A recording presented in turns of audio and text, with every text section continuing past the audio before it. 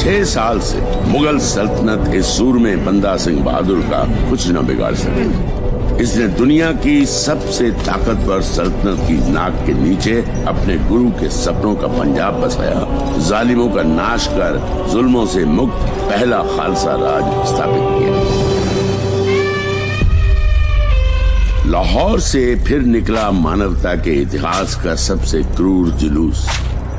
बंदा सिंह को जलील करने के लिए उसे शाही पोशाक पहनाई गई और उसके 3 साल के मासूम बेटे को कैदी बना 740 सिंगों के साथ दिल्ली ले जाया गया। चाहे हिंदुस्तान, ज्यादातर सिंगों को हमने पंजाब में ही ठिकाने लगा दिया है और बचे कुचों की अकल ठिकाने लगाने यहाँ दिल्ली ले आए हैं। जो हमारा मजहब कबूल करे उसे रिहा करो और जो ना करे उसे फौरन अलविदा करो। आखिरी बार पूछ रहा हूँ, अगर कोई हमारा मजहब कबूल करता है उसको बख्श दिया जाएगा।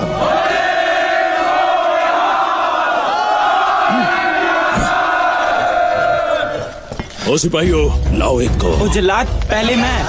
ओ जल्लाद, पहले मुझे मुक्ति दे। उसको पकड़ो। हर कैदी सिंह सबसे पहले शहीद होने के लिए उतावला था। रोज चढ़ते सूरज के साथ 100 सिंह कत्ल कर दिए जाते।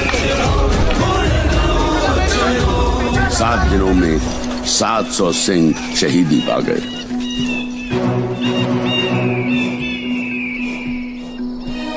सात 700 सिखों को उनके साथियों के सामने ही कत्ल के लिए ले जाया गया। जनाब, फिर भी उनका फैसला नहीं बदला। हर कत्ल के बाद हमारी उम्मीदें घटती गई और उनके इरादे मजबूत होते गए। 3 महीने कैद में सड़ने के बाद भी ना तो कोई सिंह और ना ही बंदा अपना मजहब छोड़ने को तैयार है। सर कलम कर दो।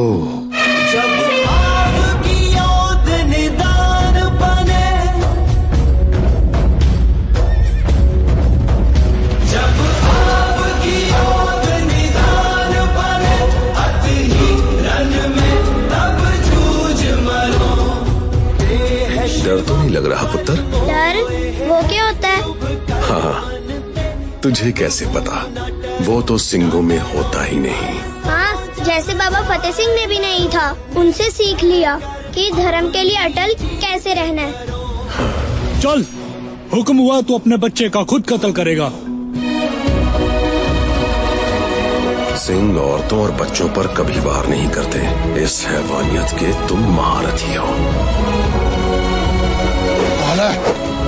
काजी ने बंदा सिंह के बेटे को जल्लादों के हवाले कर दिया।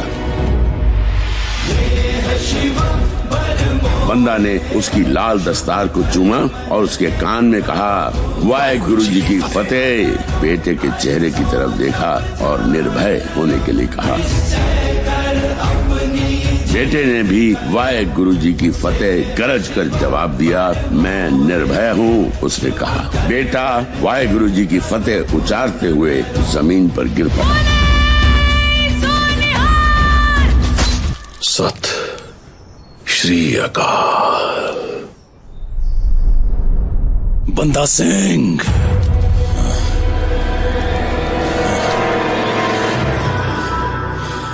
तेरी शांत आंखें मुझे डरा रही हैं।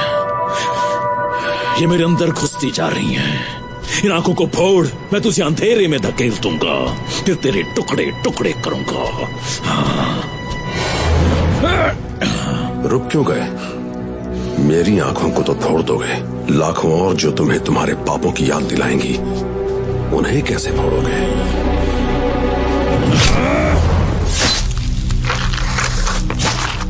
बंदा सिंह बहादुर के जिस्म को जंबूरों से नोचा गया, बोटी बोटी कर दिया गया।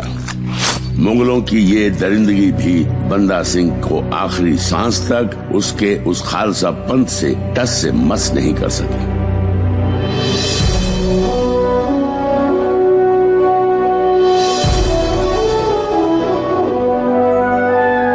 खालसा पंथ जिसकी नींव खुद गुरु गोविंद सिंह ने सालों पहले आनंदपुर में रखी थी। आनंदपुर जहां गुरु साहब के चारों साहबजादों के मधुर सुर फिजाओं में गूंजते और सारा वातावरण सुख, स्नेह और शांति से भर जाता था।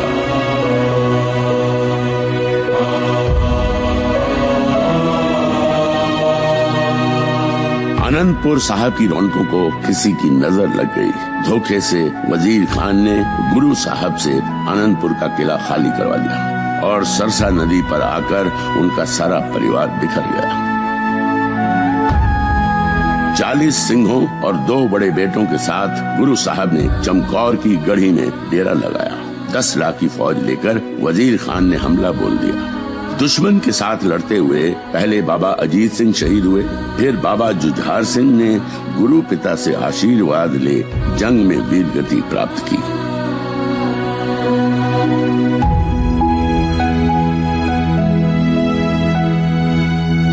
गंगू के लालच ने माता गुजरी जी और छोटे साहबजादों को वजीर खान के खूनी पंजों में सौंप दिया, जिसने काजी के साथ मिलकर छोटे साहबजादों को दीवार में जिंदा चिनने का फतवा जारी करवा दिया। दीवार ने बच्चों की बहादुरी को सलाम किया और उनके कदमों में गिर पड़े। वजीर खान के इशारे पर जल्लादों ने बच्चों के सिर कलम कर दिए। गुरु साहब ने इस तरह सरबंसवार के मानवता की खातिर अपना फर्ज निभाया।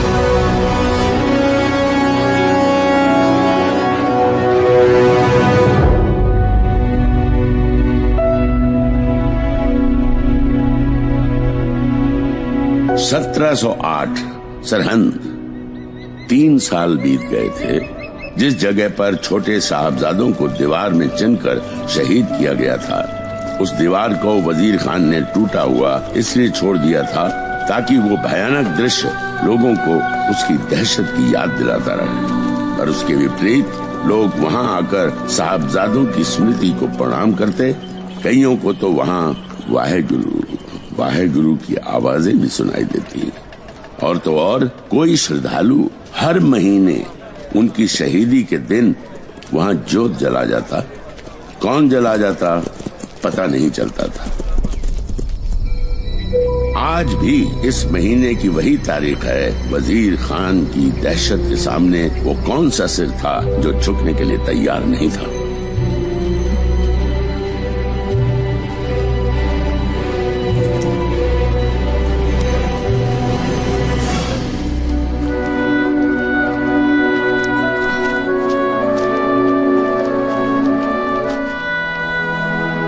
रज़िया बेटी, जल्दी कर।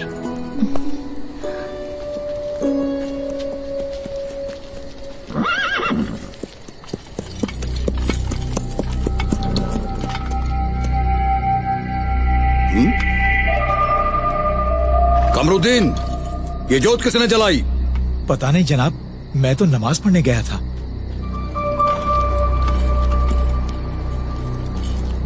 ओए मोहतरमा, इधर आओ। क्यों कमरुद्दीन, ये औरत अभी अभी यहाँ आई थी? जनाब, बेशक बुढ़ापे में मेरी नजर कमजोर हो गई है, पर अच्छे बुरे की पहचान है। इसे मैंने पहले यहाँ कभी नहीं देखा। ये जोत तूने जलाई है? जोत तो साहिबजादे अपने बलिदान की हमारे दिलों में जगा गए हैं, जो हमेशा जलती रहेगी। ए लड़की, दरोगा साहब के सामने ऊंचा बोलती है। चल भाग यहाँ से, नहीं तो बाकी हमदर्दों की तरह तुझे भी काल कोठरी में बंद कर दिया जाएगा। चल भाग यहाँ से। कमरुद्दीन। जी जनाब।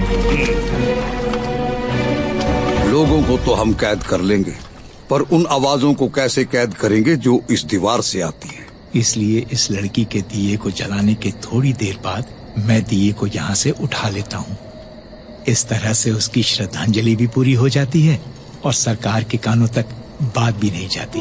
औरों की मैं क्या कहूँ, जब मैं खुद कई बार यहाँ से गुजरता हूँ तो मुझे वाहेगुरु की आवाजें सुनाई देती हैं।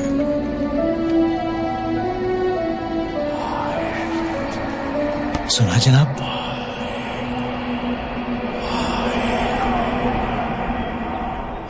जनाब, ये सब अफवाहें हैं। कौन से वाहेगुरु की आवाज और कहाँ से आएगी? वैसे अब सिखों के पास बचा ही कौन है? गोविंद के बड़े बेटों को तो चमकौर की लड़ाई में मरवा दिया और छोटों को सरहंद में मार दिया। हिंदू और सिखों को आपने ऐसे भयानक तारे दिखाए, ये सारे डर के मारे सहम कर घर में बैठ गए हैं। और बादशाह की आंखों में धूल झोंकने के लिए आपने दरबार में 2 सिख आली सिंह और माली सिंह को दीवान की पदवी दे दी है। तो बता दीजिए, वो कौन सी परेशानी है जो आपको अपनी ही उंगलियों के पटाखे बजाने के लिए मजबूर कर रही है? गोविंद, सिखों का गुरु जो हमेशा मेरी मार से बचता रहा, मैंने उसके बच्चों तक को मरवा दिया, फिर भी उसने आकर मेरी चौखट पर सर नहीं झुकाया। मैं चाहे सारे सिखों को क्यों ना खत्म कर दूं, जब तक उनका गुरु जिंदा है मेरी समस्या जैसी की तैसी बनी रहेगी।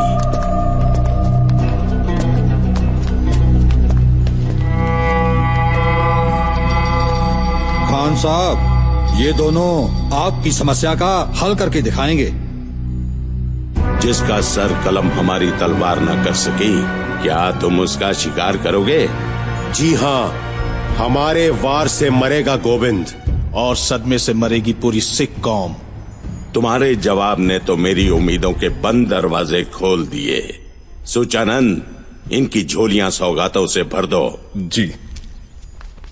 बादशाह गुरु को दक्षिण की तरफ ले गया है, उत्तर की तरफ ना आ पाए, और अगर कहीं जाए तो सीधा ऊपर जाए। जाओ।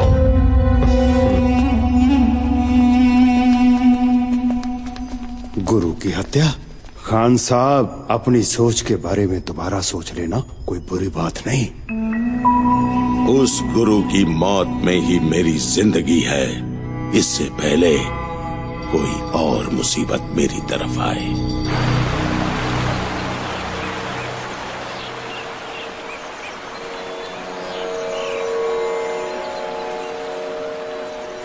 मोहन जी, मोहन जी, मोहन जी, मोहन जी, महंत जी, कोई अपने डेरे पर आया है। आते ही उसने तो मटकी मर्यादा मिट्टी में मिला दी, बकरे काटे और अपने प्रसाद बनाने वाले चूल्हे पर मांस पकने रख दिया, और खुद वो आपके पलंग पर पसर कर बैठ गया। कौन है जिसने इतनी हिम्मत की? बाबा जी, सबक सिखाओ उसे। वहाँ बैठे ही पलंग समेत धरती पर उल्टा कर मारो, फिर जाकर पूछना। जाकर पूछना नहीं, अपनी शक्तियों को भेजकर पलंग समेत उसको यहीं बुलाऊंगा, अभी इसी वक्त तुम्हारे सामने।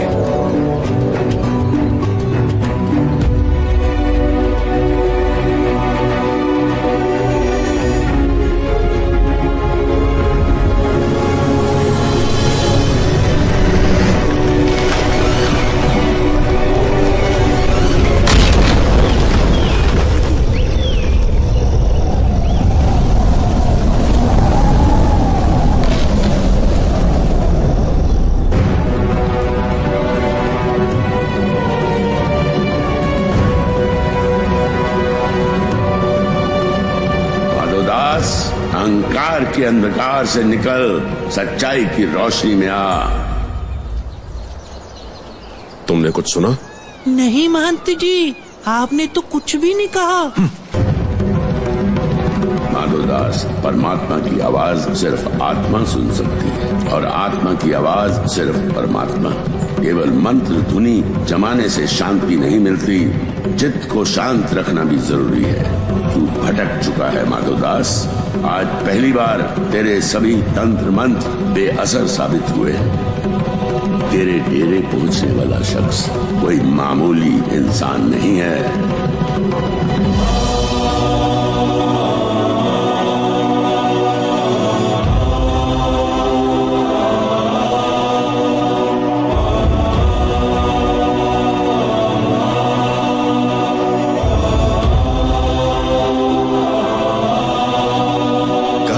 लगता है तू हमारे से। तू यही सोच रहा है ना कि इन्होंने तेरे डेरे की पवित्रता भंग कर दी? माफ करना महाराज, मेरे पवित्र स्थान पर निर्दोष जीवों की हत्या हुई है। उनके खून से आश्रम की मिट्टी लाल है। अब मैं यहाँ ध्यान नहीं लगा सकता। गुरु साहब ने कहा, यही तो मैं तुमसे जानना चाहता हूँ कि बाहर जब मुगल सैकड़ों निर्दोष बेकसूर इंसानों को बकरों की तरह हलाल कर रहे हैं, वो कौन सा ऐसा मंत्र है जो सरेआम हो रहे अत्याचार की तरफ तुम्हारा ध्यान नहीं जाने देता? राजौरी के रहने वाले हो तुम, तभी सतलुज, ब्यास, रावी, जमुना, गंगा, नर्मदा, इन नदियों को पार कर गोदावरी के पास आ डेरा लगाया है। मेरी मानो, एक बार फिर से सफर शुरू करो। रास्ते में तुम्हें गरीब, मेहनतकश, रोते हुए किसान मिलेंगे। उनके आंसू पोंछना।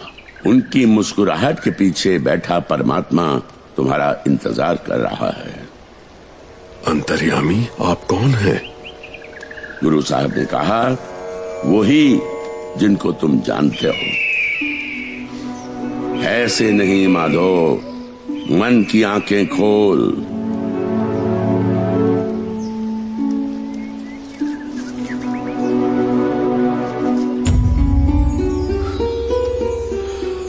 आप तो साक्षात गुरु गोबिंद सिंह जी हो। हाँ माधोदास, जैसे ही गुरु साहब को दादू द्वारे के महंत जैतराम से तेरे बारे में पता चला, सीधा तेरे डेरे चले आए। मेरा सौभाग्य। गुरु साहब ने कहा, अपना भाग्य और जगह। तुम कर्मवीर हो। जिस कर्म के लिए इस धरती पे आए हो, उसकी कमान संभालो। तुम्हारा स्वभाव तो शिकारियों जैसा है।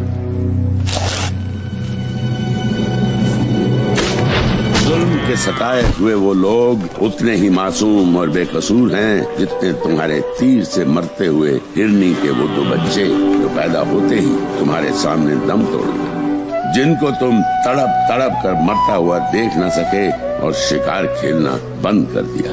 तीर भी तोड़े थे और कमान भी फेंकी थी। उस पीड़ा की तड़प ने तुम्हें लक्ष्मण देव से माधो दास बना दिया।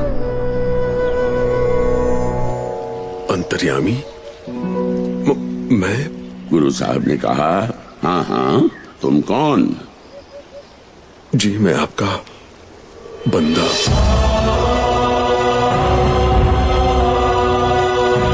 वो कौन से पापी हैं जो बेकसूर लोगों का खून बहाते हैं? कैसे सजा देगा उन लोगों को? तंत्र मंत्र से उनके पलंग उल्टे करके? तंत्र मंत्र वाले माधव दास की मौत तो आपके दर्शन करते ही हो गई थी, बाजा वाले साइया। अब आपके सामने आपका बंदा है। अब आप अपने इस बंदे को ऐसा सिंह बनाओ जिसकी तलवार किसी बेगुनाह पे उठे ना और किसी पापी को बख्शे ना।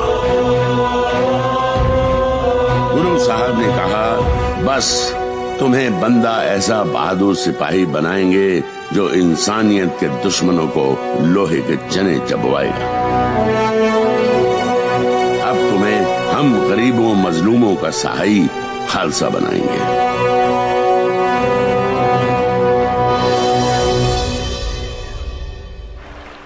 नांदेड़ में गुरुजी ने अपना डेरा गोदावरी नदी के किनारे लगाया। वहां का वातावरण बड़ा ही मनोहारी था। हिरणों का झुंड चुपचाप कोने में बैठ जाता और मोर भी नाचना भूल शांत होकर बैठ जाते हैं। इस तरह के वातावरण में आकर माधव दास और उसके साथी धन्य हो गए। युद्ध के मैदान में घोड़े हमारे शरीर का हिस्सा होते हैं, इसलिए तुम्हारे और घोड़े के दरमियान सही तालमेल होना बहुत जरूरी है। थोड़ा वक्त लगेगा। माधोदास, सबसे पहले ये सीखना है कि अपना बचाव कैसे किया जाए। चलो, अब तुम वार करो। ना, ऐसा करके तुम एक वार को रोक रहे हो और दूसरे वार को न्योता दे रहे हो। जब तलवार तुम्हारे हाथ में हो तो नजर दुश्मन पर होनी चाहिए। लाल रंग सिर्फ तुम्हारी तलवार की शान बढ़ाए। दुश्मन की तलवार हमेशा बेरौनक रहे। जंग हौसले से जीती जाती है, पर असूलों के लिए लड़ी जाती है। पंजाब के हालात बेहद चिंताजनक हैं। इस वक्त सबसे ज्यादा जरूरत है लोगों का साथ देने की। जंग के असूलों को जान लेना अत्यंत जरूरी है। इतने सालों बाद भी, वाह, थोड़े अभ्यास की जरूरत है। गुरु साहब ने समझाया, लोगों को अगर जालिमों से बचाना है तो अपने आप को बचा के रखो। नासमझी से आगे बढ़कर दुश्मन के हथियारों की भेंट चढ़ना बेवकूफी है। गुरु साहब ने बंदा सिंह को समझाया, अगर आपकी मौत औरों के लिए प्रेरणा नहीं बन सकती तो शहीद होने का कोई फायदा नहीं। मरना उसका ही सफल माना जाता है जो दूसरों को हिम्मत से मरने का हुनर सिखा दे।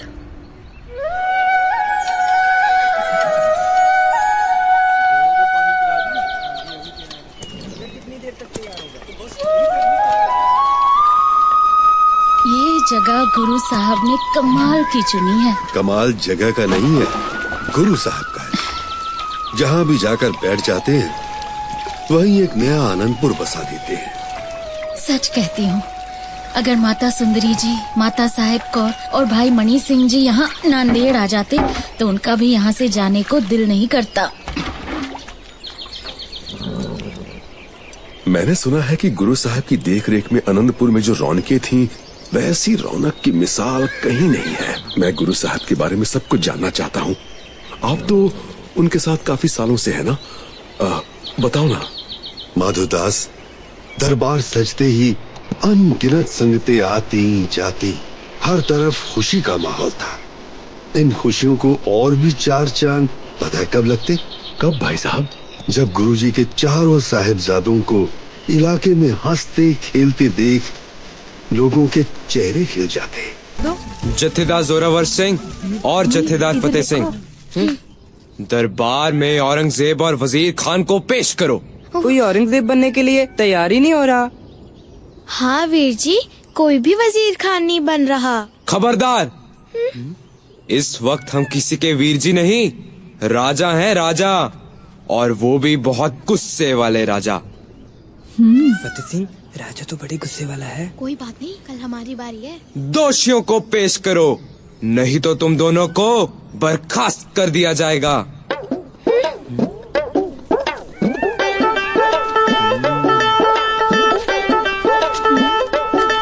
रुको रुको खालसा जी, रुको ना। सिंह जी, थोड़ी देर के लिए औरंगजेब बन जाओ। आप वजीर खान बन जाओ। ओ क्या कह रहे हो साहिबजादे? मैं क्यों बनूं औरंगजेब? ओ ना जी ना, वजीर खान तो हमारा दुश्मन है। मैं दुश्मन कभी ना बनूं। वो तो इतना नीच है कि अगर कहीं हमें मिल जाए तो हम तो उसे वहीं पकड़ लें। सिंह जी, सिंह जी, वजीर खान बन जाओ ना, बन जाओ ना। गंगू, यहाँ आओ ना। अच्छा ठीक है। ऐसा करो गंगू, थोड़ी देर के लिए औरंगजेब बन जाओ। नहीं नहीं साहबजादे, गुरु माता जी ने मुझे जल्दी बुलाया है। आपने अपने गांव खेड़ी जाना है ना? अगर आप हमारी बात मानोगे तो हम गुरु माता जी को कहकर आपको 8 दिनों की छुट्टी दिला देंगे। अगर ये बात है तो फिर ठीक है।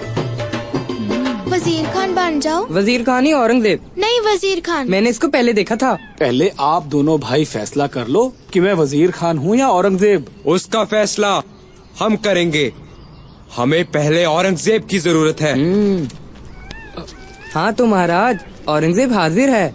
औरंगजेब, आपको हम अपने गुरु दादाजी पर किए जुल्म की सजा देना चाहते हैं, पर हम निहत्थे पर वार नहीं करते, इसलिए आपको हमारे साथ युद्ध करना पड़ेगा। अगर आप जीत गए तो सजा माफ, और अगर हम जीत गए तो आपको हमारा मुल्क छोड़कर जाना पड़ेगा। महाराज, मेरी औकात नहीं है जीतने की। मैं बिना युद्ध किए ही आपका मुल्क छोड़कर जाने के लिए तैयार हूँ। बहुत देर हो गई है, गुरु माता जी मुझ पर गुस्सा होंगे। मैं चलता हूँ। महाराज, औरंगजेब तो भाग गया। देख लेना, एक दिन सभी मुगल ऐसे ही हमारा मुल्क छोड़कर भाग जाएंगे। महाराज, बहुत मेहनत की है आपने। औरंगजेब तो भाग गया, अब आपको भूख लगी होगी, चलकर कुछ खा लीजिए। नहीं, अभी हमें बहुत काम है। सोच लो महाराज, मक्खन के साथ गरम गरम चूरमा तैयार है, क्या ख्याल है? मक्खन चूरमा, मक्खन चूरमा। दरबार बर्खास्त किया जाता है। दादी माता। पुत्र, मक्खन तो निकल आए, तभी दूंगी ना। पहले बड़ा खाएगा तभी तो बड़ा होगा। क्यों, छोटे पहले खा के बड़े नहीं होते? जो बड़ा ना छोटा, उसने तो भूखा ही रह जाना है। प्रेमो, इधर आ। मधानी को भी पता है तुम्हारी भूख का। आज तो पहले से भी कहीं ज्यादा मक्खन निकला है। बच्चों को मक्खन दे दे।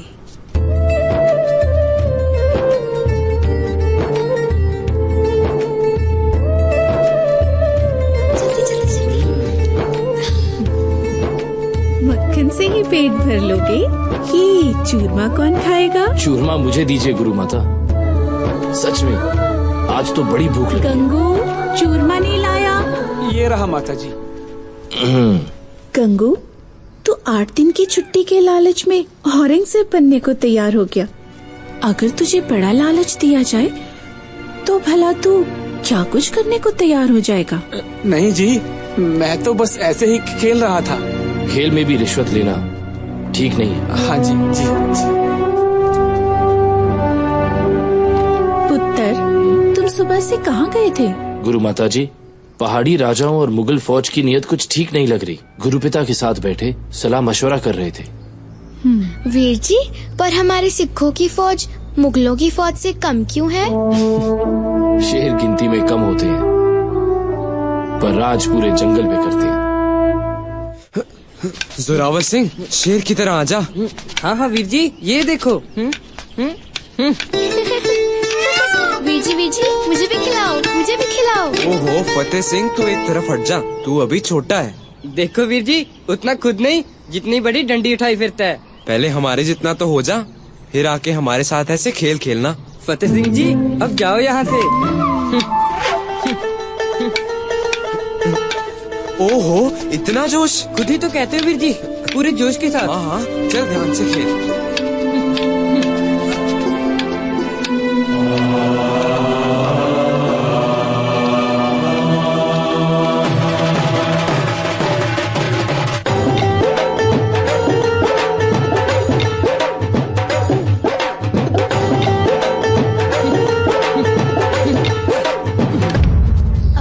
आपके जितना हो गया हूँ, अब नहीं आप मुझे रोक सकते।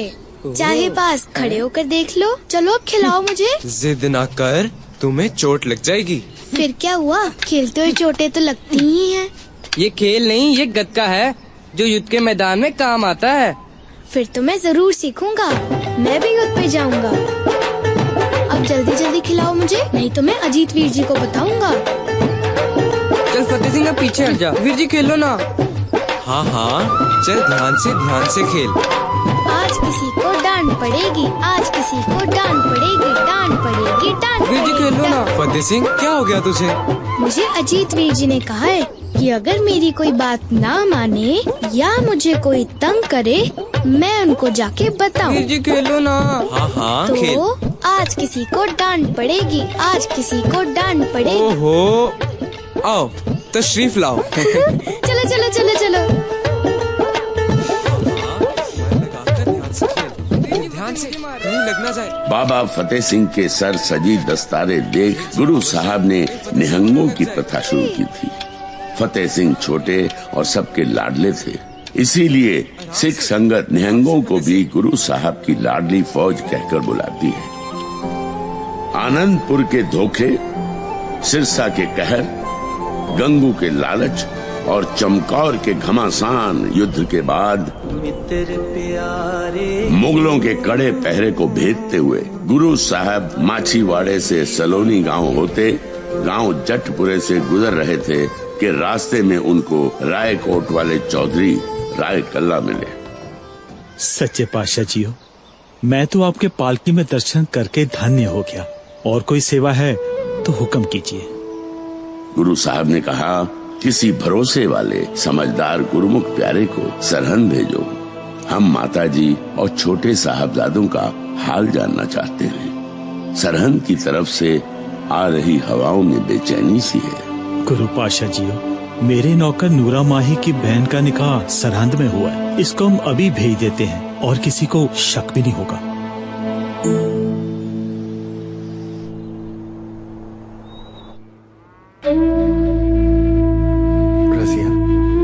रसिया, देख, मैं तेरा भाई रायकोट से तुझे मिलने आया हूँ। मैंने तो सोचा था कि मेरी रजिया बहन मेरे साथ लड़ेगी कि मैं उसके पास इतने दिनों बाद क्यों आया, पर तू तो मेरे साथ जरा भी बात नहीं कर रही। क्या हुआ, इतनी नाराज है अपने भाई से? रजिया, नूरा,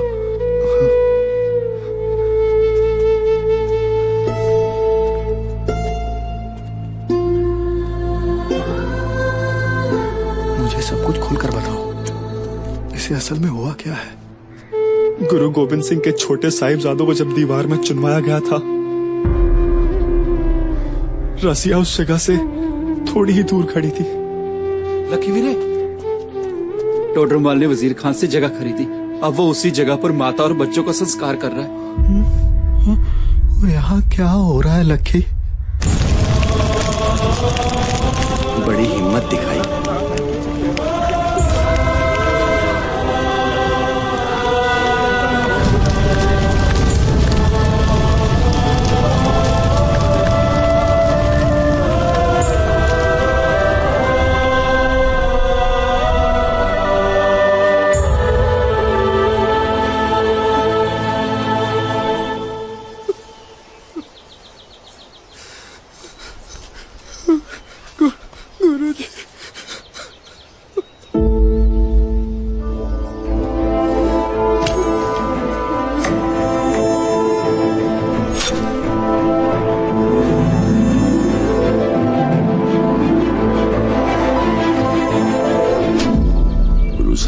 कहा, मुगलिया सल्तनत की जड़ उखड़ गई।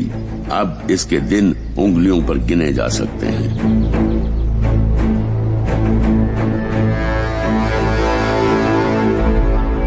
कौम की खातिर सब कुछ कुर्बान करने वाले के माथे पर जरा भी शिकन नहीं। हाँ, जब कभी भी हम उनके सामने माता जी या साहबजादों की बात करते हैं तो तेरा पाना मिठा लागे कहकर बात शुरू होने से पहले ही खत्म कर देते हैं।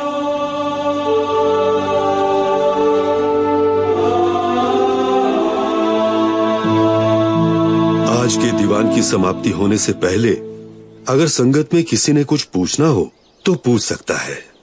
गुरुजी, अगर कोई पाप करता है तो क्या उसको इसी जन्म में भोगना पड़ता है? हाँ, बिल्कुल। गुरु साहब ने समझाया,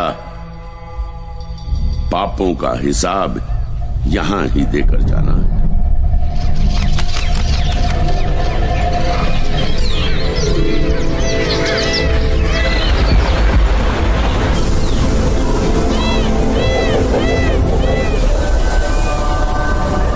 गुरु साहब ने मुस्कुराकर कहा, तो आखिर तुम पहुंच ही गए।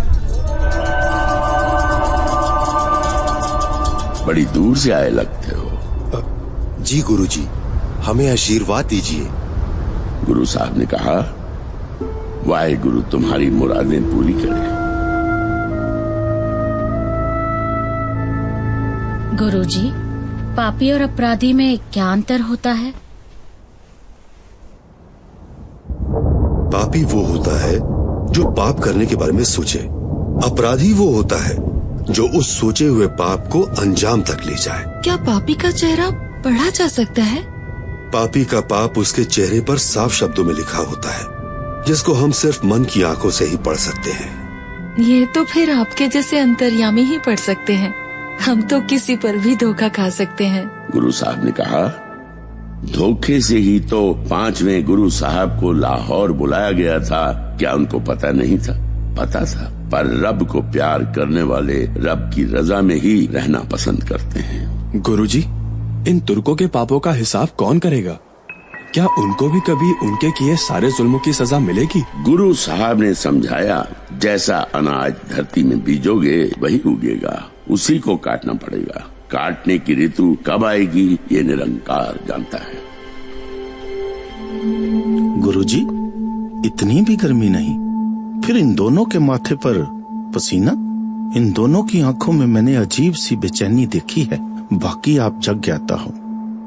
गुरु साहब ने समझाया, खालसा जी, हर एक प्राणी अपने आप में पूरा ब्रह्मांड है। किसी के ब्रह्मांड में झांक कर देखोगे तो उसके गुण अवगुण आपके अंदर आ जाएंगे। अच्छा यही होगा कि हम अपने अपने ब्रह्मांडों की खोज करें। इसी खोज में ही हमारे मन को सुख और शांति प्राप्त होगी। जो ब्रह्मंडे सोई पिंडे, जो खोजे सो पावे।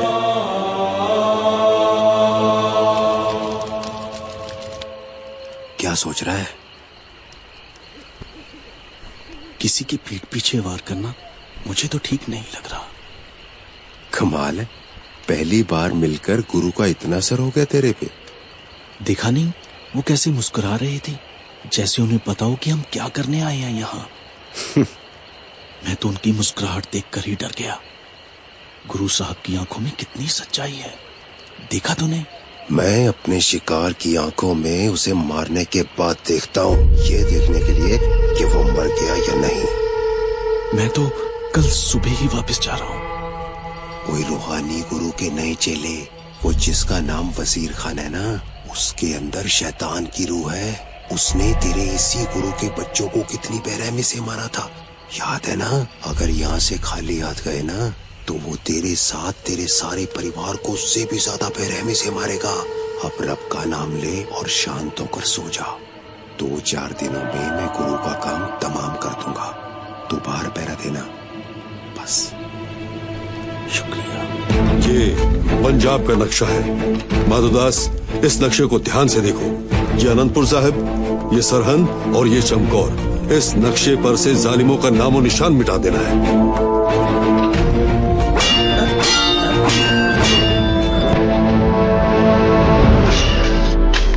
जिस वक्त माधव दास ने शस्त्र विद्या के साथ साथ गुरबाणी में लीन होना भी सीख लिया, गुरु साहब ने माधव दास को अमृत छकाकर खालसा पंथ में शामिल कर लिया।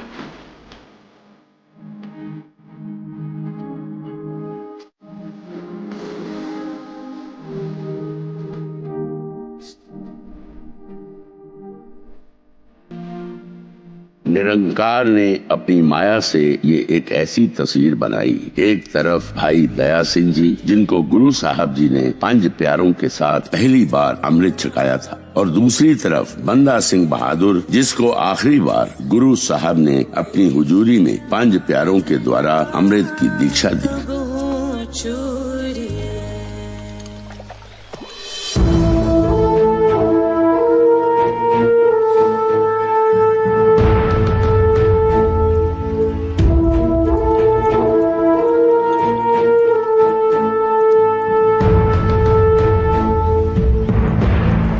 जब मैं पहली बार सिंह सजा था ना बंदा सिंह, तब मेरे भी यही हाव भाव थे। भाई दया सिंह जी, ये पगड़ी तो ऐसे है जैसे सर पर ताज है। मैं इस ताज को पंजाब की शान बना दूंगा। आपने ये ताज पहली बार कहाँ पहना था? अनंतपुर। जब भी आप अनंतपुर कहते हो, मुझे परिवार का बिछड़ना याद आ जाता है। सरसा नदी पर बिछड़ने के बाद माता सुंदरी जी की गुरु साहब जी के साथ मुलाकात कहाँ हुई थी? रायकोट से गांव दीने कांगड़ होते हुए गुरु साहब ने तलवंडी गांव पर जाकर डेरा लगाया। धीरे धीरे संगतें जुड़ने लगी। और वजीर खान? बादशाह ने सरहद बैठी हुई फौजों को दिल्ली बुला लिया और वजीर खान शांत होकर बैठ गया। बंदा सिंह देखते देखते तलवंडी में ऐसी रौनक हो गई कि पांव रखने की जगह नहीं थी। माता सुंदरी जी उस वक्त दिल्ली में थी। ये खबर उन तक पहुंची। आओ सुखा सिंह, कैसे आए हो? सब ठीक तो है ना? गुरु साहब, साबों की तलवंडी पहुंच गए हैं। फिर से भारी संख्या में लोग आ रहे हैं। दीवान सज रहे हैं, संगतें जुड़ रही हैं। ओए भले आदमी, ये तो खुशी की खबर है। तुझे देखकर तो मेरे हाथ पैर ठंडे हो गए थे। मैंने सोचा पता नहीं क्या हो गया। तू ठहर यहाँ, मैं अभी जाकर ये खुशी की खबर माता सुंदरी जी को। रुको भाई मनी सिंह जी, ये खुशी मेरी घबराहट का कारण नहीं है। अच्छा? चारों साहिबजादे और माता जी। क्या हुआ साहिबजादों और माता जी को? बस 1-2 को छोड़ के आपके साहिबजादों के सारे कपड़े तैयार हैं। माता जी, वाहिगुरु ने आपकी अरदास परवान कर ली है। सुखा सिंह बड़ी अच्छी खबर लेके आया है। गुरु साहब जी इस वक्त तलवंडी में हैं। फिर से संगत जुड़ने लगी है। वहाँ दीवान भी सजते हैं। तेरा लाख बार शुक्र है मेरे दाता, तूने मेरे दिल की मुराद पूरी की। हम सब अभी इसी वक्त साबों की तलवंडी के लिए तैयारी करेंगे। भाई सुखा सिंह जी, आपके मुंह में घी शक्कर, समझ नहीं आ रही मैं आपका कैसे शुक्रिया अदा करूं। आपने हमें जीवित कर दिया। सुखा सिंह मुझे ये बता रहा था कि मेरे चारों लाल के बारे है ना सुखा सिंह? वो चारों? हाँ, बोलो। वो चारों वहीं पे? वो चारों वहाँ है तो फिर देर किस बात की? जल्दी करो, दिल करता है अभी उन चारों को कस के सीने से लगा लूं। ऐसा लगता है जैसे अपनी औलाद का स्पर्श महसूस कर रही हूँ। अपने बेटों को मिलने की बड़ी चाहत है। जल्दी तलवंडी पहुँचते हैं। बड़े चाह से चलो माता साहिब कौन? बता अब सुखा सिंह, मैं तेरी बातें माता जी को कैसे बताऊं? हे सच्चे पातशाह, हमारे में तो हिम्मत नहीं माता जी के सीधे और चाहत भरे दिल को ठेस पहुंचाने की। गुरु जी हमें माफ कर देना, ये काम अब आपको खुद ही करना।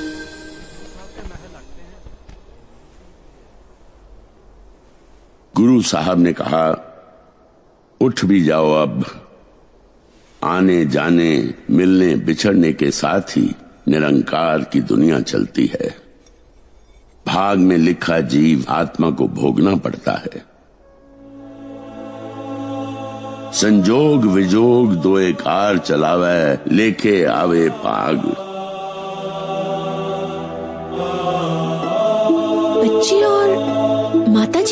नजर नहीं आ रहे। निरंकार की रजा में खड़े गुरु साहब ने कहा, पर मैं तो माता को भी देख रहा हूँ और बच्चों को भी। कहाँ है? गुरु साहब ने कहा, मेरे सामने माता जी भी हैं और ये बच्चे भी हैं। जी मैं अपने बच्चों के बारे में पूछ रही हूँ। गुरु साहब ने कहा, मैंने भी बेगानों की तरफ इशारा नहीं किया। जी मैं माता जी और चारों साहिबजादों के बारे में पूछ रही हूँ।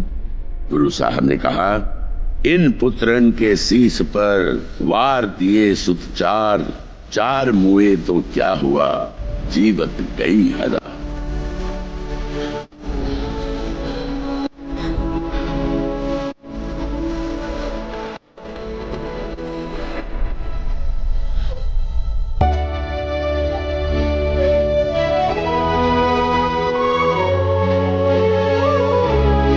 ने भाई दया सिंह से कहा, बच्चों की माता से कहो, उनको अपने बच्चों की शहादत पर आंसू बहाने का पूरा हक है, लेकिन अपने चारों पुत्रों के साथ साथ उन हजारों की कुर्बानियों को भी शामिल कर लें जिन्होंने हमारे एक इशारे पर दुश्मन की तलवारों के नीचे अपने सर रख दिए। वक्त गवाह है, जब भी चमकौर की गढ़ी का दरवाजा खुला, मेरे 5 सिंह दुश्मन का सामना करते हुए शहीद हो गए। फिर क्या हुआ? अगर उनमें मेरे बेटे भी थे, क्या मैं अपने बेटों का शोक मनाऊं और बाकी सबको भूल जाऊं? हरगिज नहीं। ये बेइंसाफी मैंने न कभी अपने खालसे के साथ की है और ना ही कभी करूंगा। माता जी, चूरमा तैयार है। मैंने तो चारों के लिए चूरमा बनवाया था, आपने तो मेरी झोली इन सब से भर दी। इन सभी में बांट दो।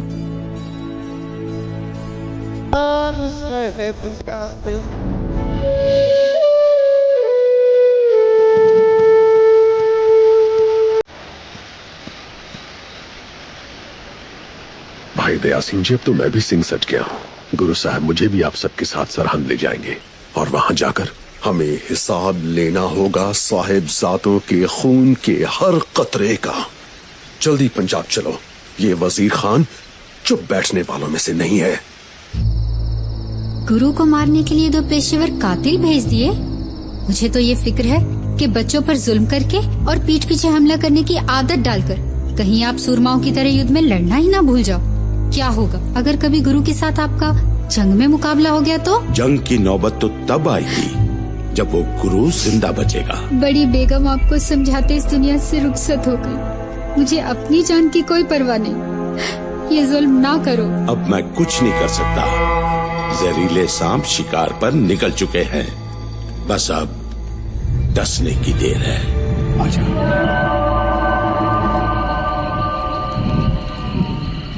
जी गुरु साहब, देख के आते हैं। तंबू में ही रखा था ना? हाँ हाँ, तू चल तो सही। तू बाहर रुकना, मैं बस अभी काम तमाम करके आया। चल चल चल चल, आराम से आराम से। इतनी रात में इन घोड़ों को क्या हुआ?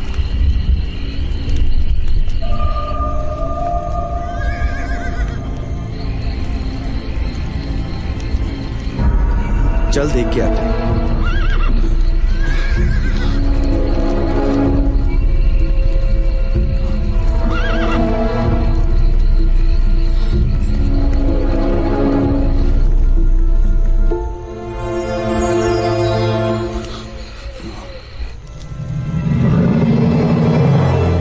यहाँ तो सब ठीक है।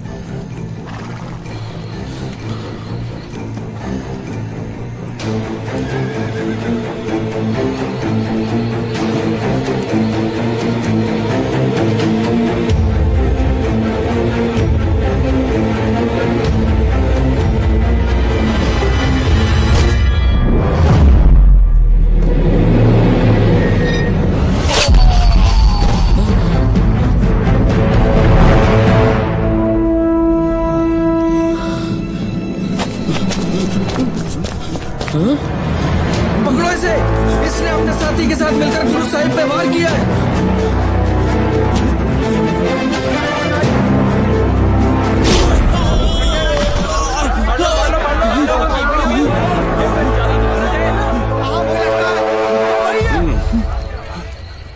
है तू?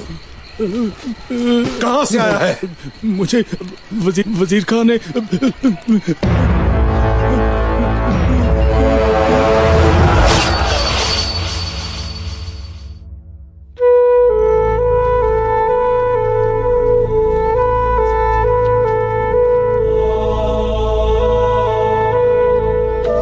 गुरु साहब का जख्म काफी गहरा था।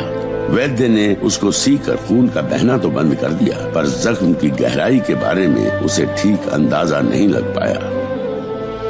गोदावरी के किनारे बादशाह बहादुर शाह के डेरे से सिंघों ने एक अंग्रेज डॉक्टर को बुलाकर इलाज करवाया। उसने तसल्ली दी कि जख्म तो ठीक हो जाएगा, पर गुरु साहब को कम से कम 6 महीने आराम करना पड़ेगा। ध्यान रखना होगा, खतरा बढ़ सकता है।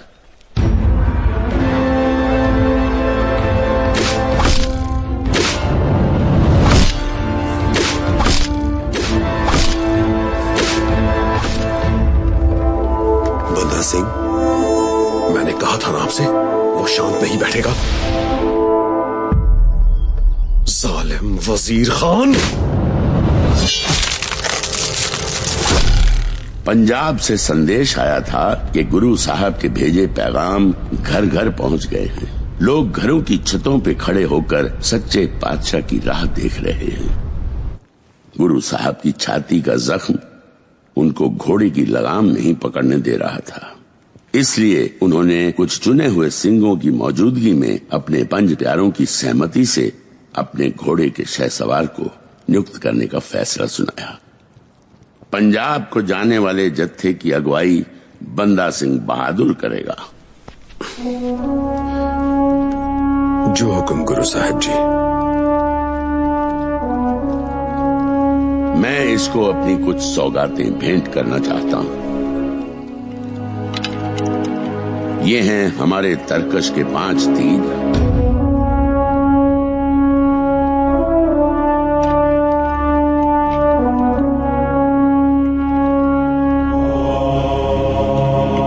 वो है नगाड़ा, खालसे के गरजने की आवाज। ये है केसरी निशान, खालसे की पहचान। अब हम बताते हैं कि हम किस रूप में तुम्हारे साथ होंगे। गुरु साहब ने फिर भाई विनोद सिंह, कहन सिंह, विजय सिंह, बाज सिंह और भाई राम सिंह को आगे बुलाया।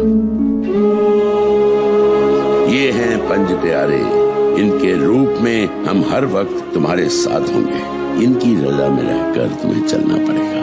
इनके हुक्म को तुम अटल होकर मानोगे। जो हुक्म गुरु साहब जी। फिर गुरु साहब ने 5 प्यारों से कहा, आप 5 प्यारों को बंदा सिंह का ख्याल रखना है। जब कभी ये खालसा पंथ की नीति से भटके, इसको सही रास्ते का मार्गदर्शन करवाना है। हमारे पास समय बहुत कम है। हमने 25 सिंह और तैयार किए हैं जो आपके साथ जाएंगे। मुगलों की बुरी नजर से बचते हुए आप सभी को बड़ी फुर्ती और चुस्ती के साथ यहाँ से रवाना होना है। 5-5 सिंघों का जत्था बनाकर निकलना है। लंबा रास्ता लेना पड़े कोई परवाह नहीं, ले लेना। गांव बुढ़िया पहला पड़ाव होगा। बंदा सिंह, घोड़े की लगाम तुम्हारे हाथों में होगी। तुम सिंघों के जत्थे के सरपरस्त।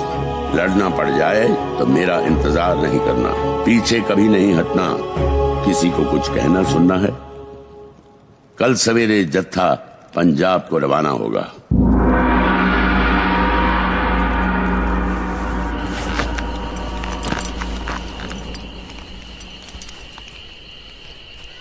तू तो एकदम पठान लग रहा है। हाँ, कोई भी पहचान में नहीं आ रहा। मुगलों की बुरी नजर से बचकर जो निकलना है।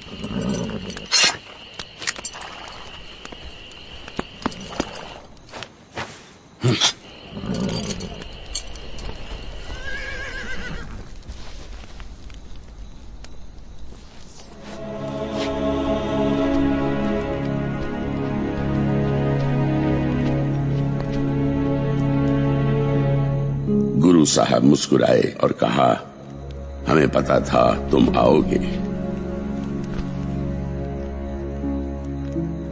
कोई सवाल? जी, सिंह तो और भी बहुत हैं, जो शुरू से आपका साथ देते आ रहे हैं, फिर आपने इस बंदे को ही क्यों? गुरु साहब ने कहा, तुम्हारे सवालों में ईमानदारी है बंदा सिंह। हमें काफी समय से किसी योद्धा की तलाश थी, इसलिए हम तुम्हारे मठ में पलंग पर विराजमान हुए थे। गुरुजी, इतना विश्वास दिलाता हूं कि मैदान जंग में बंदे का खंडा खड़केगा जब तक आप आकर कमान नहीं संभालते। गुरु साहब ने कहा, अगर हम ना आ सके? आपने ही तो सद्बुद्धि दी है। होता वही है जो अकाल पुरख चाहता है। उसकी मर्जी को मैं आपका हुक्म समझ लूंगा।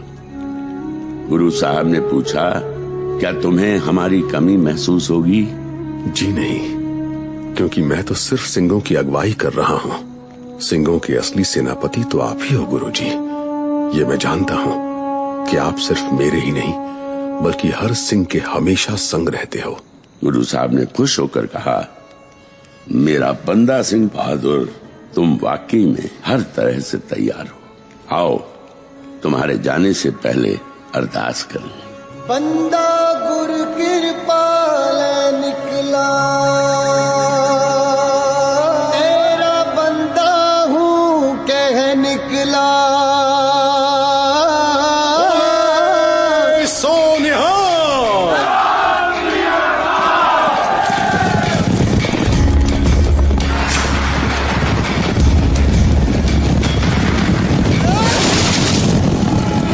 बंदा गुर कृपाल निकला, तेरा बंदा हूँ कह निकला। मन अमन का बादल बरसेगा, बिजली पर जुल्म पे कड़केगा।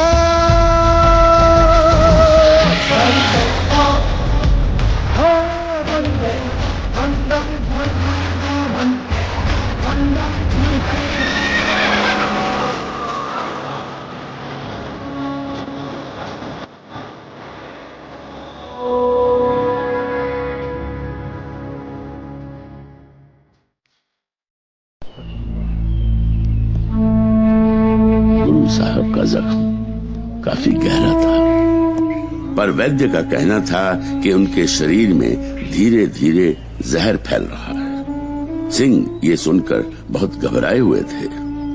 गुरु साहब ने उनको बुलाकर समझाया कि चिंता करने की कोई जरूरत नहीं, रब की रजा में ही सबका भला है। गुरु साहब ने फिर दया सिंह जी से कहा, ग्रंथ साहब जी का प्रकाश करो, हम एक रस्म अदा करना चाहते हैं।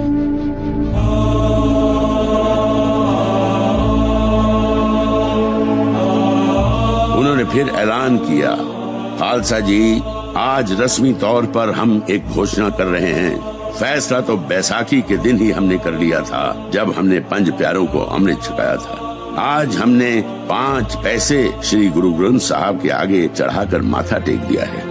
आज के बाद हमारे भी और आपके भी यही गुरु होंगे। अब से कोई भी देहधारी गुरु नहीं होगा।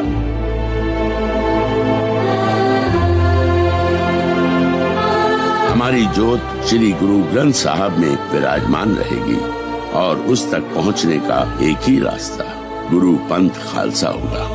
आज्ञा पई अकाल की, तभी चलायो पंथ, सब सिखण को हुक्म है, गुरु मान्यो ग्रंथ। हमारी तरफ से सारी संगत फतेह परवान करे। वाहिगुरु जी का खालसा, वाहिगुरु जी की फतेह।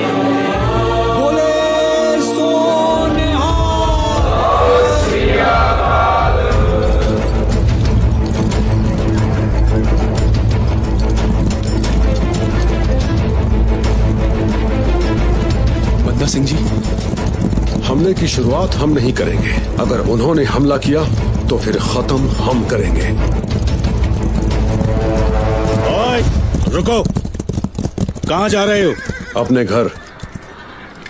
तलाशी लो इनकी। हम तलाशी नहीं देंगे।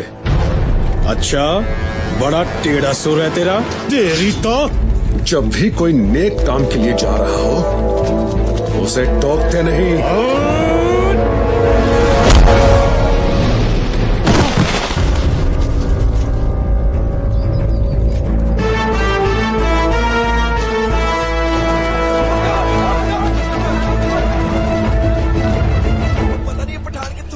इस तरह की मुसीबतें तो कदम कदम पर टकराएंगी। आगे क्या सोचा? जहां तू मेरे वल है ता क्या मोह छंदा, तुद सब किछ मैनू सौंपिया जा तेरा बंदा। श्री गुरु ग्रंथ साहब जी को गुरगद्दी सौंपने के बाद जिस शाम गुरु साहब ने संगत को दोबारा इकट्ठा किया, उस दिन नांदेड़ में सुबह बड़े अनहोने ढंग से हुई थी। पंछी चहचहाए नहीं, मोर हिरन मस्ती करने की बजाय उदास आंखों से गुरु साहब के डेरे की तरफ देखते रहे। संगत भी घबराई हुई थी। गुरु साहब ने संगत को समझाते हुए कहा, खालसा जी, हमारी आपसे ये आखिरी मुलाकात है। आखिरी मुलाकात।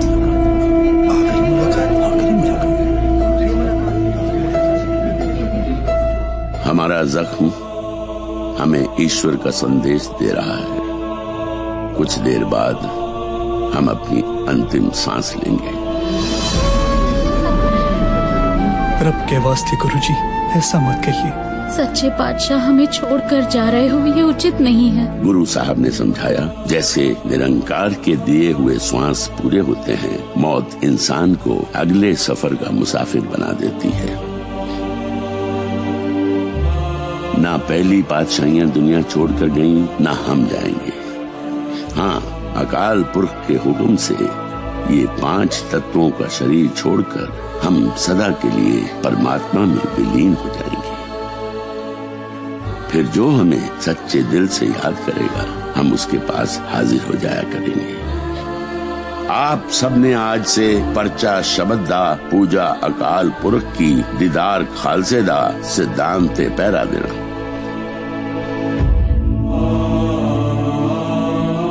वक्त आ गया है। अच्छा, अब हमें जाने की आज्ञा दीजिए। हमारी तरफ से सभी संगत को फतेह परवान हो। वाहिगुरू जी का खालसा, वाहिगुरू जी की फतेह।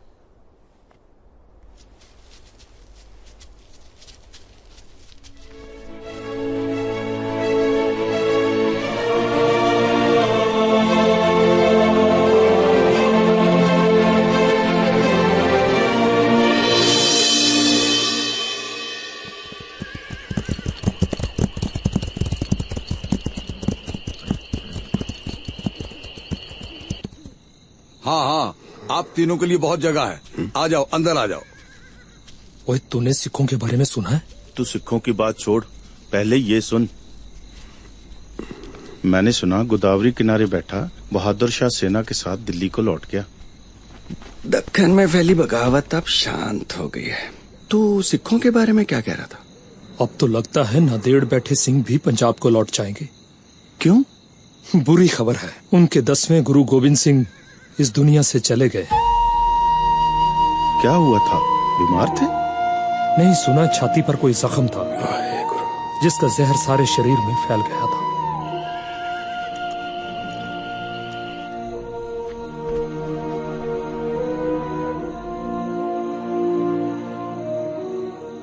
अगर हम ना आ सके, आपने ही तो सद्बुद्धि दी है। होता वही है जो अकाल पुरख चाहता है। उसकी मर्जी को मैं आपका हुक्म समझ लूंगा। मुबारका, मुबारका, मुबारका। इतनी खुशी तो मुझे खुदा कभी दिल्ली के तख्त पे बिठा दे तो भी नहीं मिलेगी जितनी आज गोविंद की मौत की खबर सुन के मिली है। ये सिखों का अंत है। जश्न हो।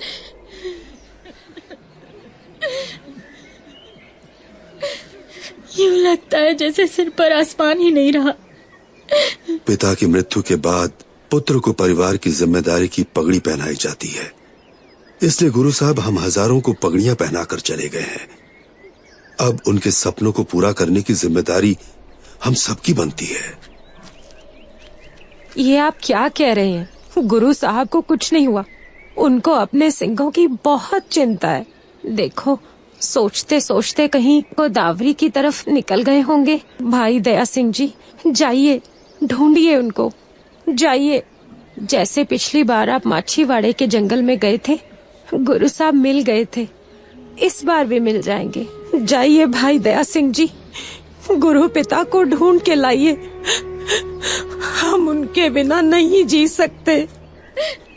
किसी को तो पूछिए, गोदावरी नदी के किनारे किसी को तो पूछिए। माता जी, आप ही पूछिए, किसी से तो पूछिए।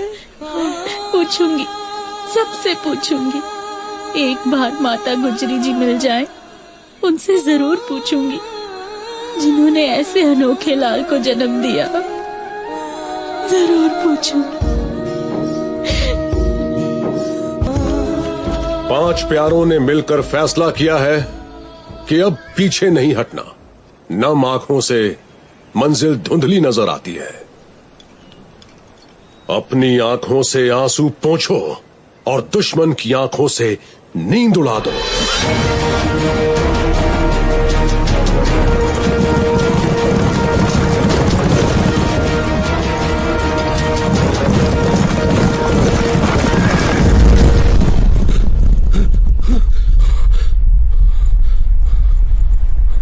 क्या हुआ?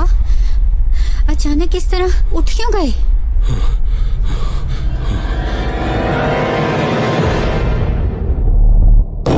ये सिर्फ चिट्ठी नहीं, आजादी की किताब का पहला पन्ना है। जो पढ़ेगा जोश से भर उठेगा। इनको पंजाब के हर इलाके में पहुंचा दो। पंजाब दूर नहीं, चिट्ठियां मिलते ही लोग भारी संख्या में हमसे जुड़ने के लिए आ जाएंगे। पर हम तो खुद तंगी में हैं। उन सब का ख्याल कैसे रखेंगे? जब कोई मुश्किल आए और जहां हमारा जोर ना चले, बस कलगीधर पिता के आगे अरदास करो। सिर ऊपर ठाडा गुरसूरा, नानक ताके कारज पूरा। तंगी तोशी भी दूर हो गई और दिल्ली भी नहीं जाना पड़ा। इन लुभाने सिखों के 10 बन से हमारी मुश्किलें दूर हो गई। ये क्यों भाग रहा है? बंदा सिंह जी, कुछ लोगों का झुंड हमारी तरफ आ रहा है।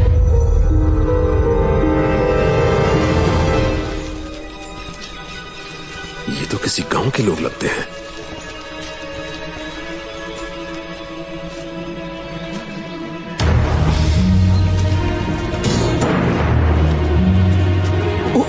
ये तो डाकू है, चलो भागो। इनको क्या हुआ? रुको, मेरे को तो था। मुझे मत मारो, हम अपने घरों को खुला छोड़कर आए हैं। सब सामान वहीं पे है। जो चाहिए जाकर लूट लो, मुझे मत मारो। हम लुटेरे नहीं हैं। देखिए, मेरे पास कुछ नहीं है। जाओ, हमारा गांव लूट लो, जाओ। कौन लूट रहा है तुम्हें? खूंखार डाकू रणधीर सिंह, आप उसी के आदमी हो ना, है ना? नहीं नहीं, हम डाकू नहीं हैं। डरो मत, हम तुम्हें इन डाकुओं से बचाएंगे। वो बागर गांव पे हमला बोलने वाला है। घबराओ मत विनोद सिंह जी। ये पंजाब में जालिमों के खिलाफ हमारा पहला कदम और बागर में डाकू रणधीर सिंह का आखिरी।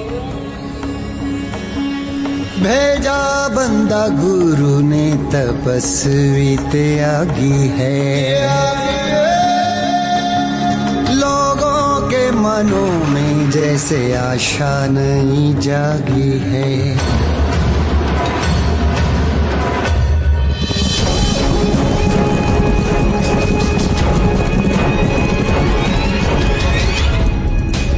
उस्ताद, गांव खाली है। जाओ, घरों को लूटो और जिस घर से कुछ नहीं मिलता उसे आग लगा दो। रणधीर सिंह!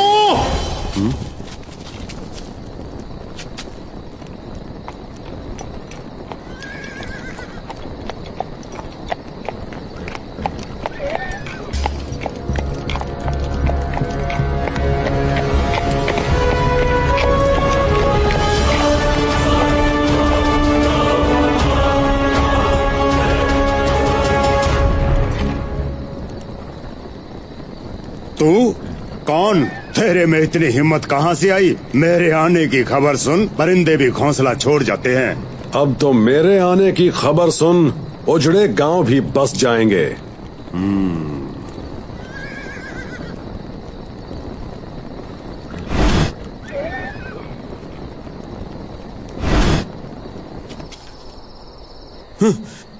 जिसके ऊपर मुगलों का हाथ हो उस रंदीसियों के साथ टक्कर।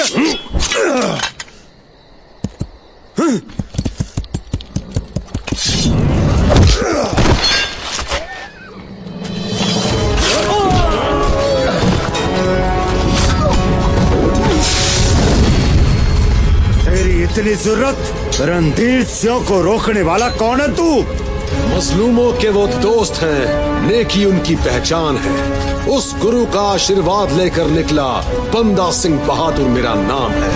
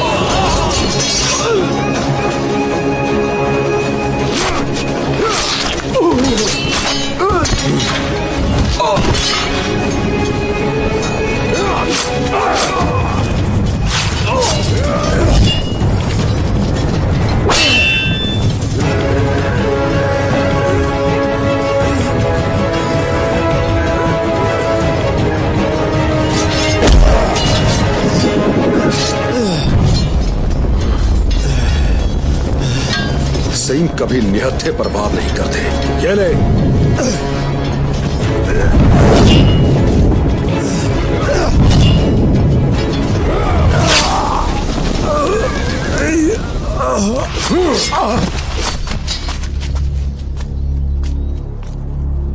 हम आपके बहुत शुक्रगुजार हैं जो आपने हमें डाकुओं से मुक्ति दिलाई। इतने खुश मत हो, असली डाकू अभी मरा नहीं। असली डाकू मुगल हैं। अगर सच्ची आजादी चाहते हो तो आप सबको अपने लिए लड़ना पड़ेगा। आया है मसीहा आया है, लोगों को दर्द बढ़ाया है। ये गुरु जाता जाता पता नहीं कौन सी मुसीबत हमारे गले डाल गया। जीतेगा दिलों को प्यार से ये बंधन, दिलों में धड़केगा। बंदेगा, बंदेगा, बंदेगा, बंदेगा। फौजदार साहब, रास्ते में आ रहा हमारा खजाना बंदा सिंह ने लूट लिया है। बंदा सिंह ने जुल्म सहते हुए कई कस्बों और तहसीलों को आजाद करा। बस इसका ही इंतजार था।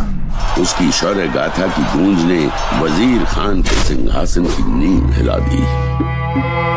क्यों अली सिंह, माली सिंह, सिखों का एक और गुरु पैदा हो गया। दिल्ली के आसपास पंजाब के छोटे मोटे कस्बों को जीतकर वो क्या समझता है सरहद पे हाथ डालेगा? ये सभी सिखों को हमारे सरहद में ही आकर क्यों मरना होता है?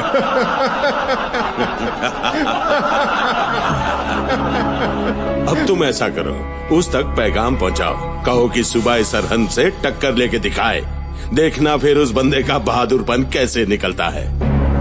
तुम्हारे गुरु को तो मैंने दक्षिण की तरफ भेजा, वो वहाँ खत्म हो गया। इस गुरु के बंदे की हड्डियां का तो मैं सुरमा बनाकर सरहद के लोगों की आंखों में डालूंगा। बस यहीं पे चुप हो जा वजीर खान। हम अपने गुरुजी की और उनके भेजे हुए जत्थेदार की और बेइज्जती बर्दाश्त नहीं करेंगे। इतनी हिम्मत? हाँ, याद करो इसी कचहरी में खड़े होकर छोटे साहबजादे ने क्या कहा था जब जनाब ने पूछा था अगर तुम्हें आजाद कर दिया जाए तो तुम क्या करोगे? मैं इनसे ये तो पूछ लूं कि ये आजाद होकर क्या करेंगे? वही करेंगे जो हमारे गुरु पिता कर रहे हैं और जो सिंघों की आने वाली नस्लें करेंगी। आखिरी सांस तक जुल्म और बेइंसाफी के खिलाफ लड़ेंगे। वो कैसे? हम अपने गुरु पिता के सिंगों को फिर से इकट्ठा कर फौज तैयार करेंगे। वही सब हो रहा है। उनको तो शहीद कर दिया, पर उनके कहे बोल तो डाले ना। गुरु के सिंह फिर से इकट्ठे हो गए हैं और जल्द ही बंदा सिंह बहादुर के दाएं हाथ का अंगूठा तेरा गला दबा देगा। खामोश गुस्ताखो, इन दोनों को कोठरी में बंद करो और इनके लिए भयानक मौत का इंतजाम किया जाए। भयानक मौत तो तेरी पंजाब में पहुंच चुकी है वजीर खान। अब तू उसके हाथों बच नहीं सकता। बंदा बहादुर। कल कैथल से कुछ लोग मिलने के लिए। खालसा जी, जो सिंह हमने पंजाब चिट्ठियां देकर भेजे थे वो कुछ खबर संदेशा लेकर आए हैं। हाँ हाँ, भेजो उन्हें। सिंह जी,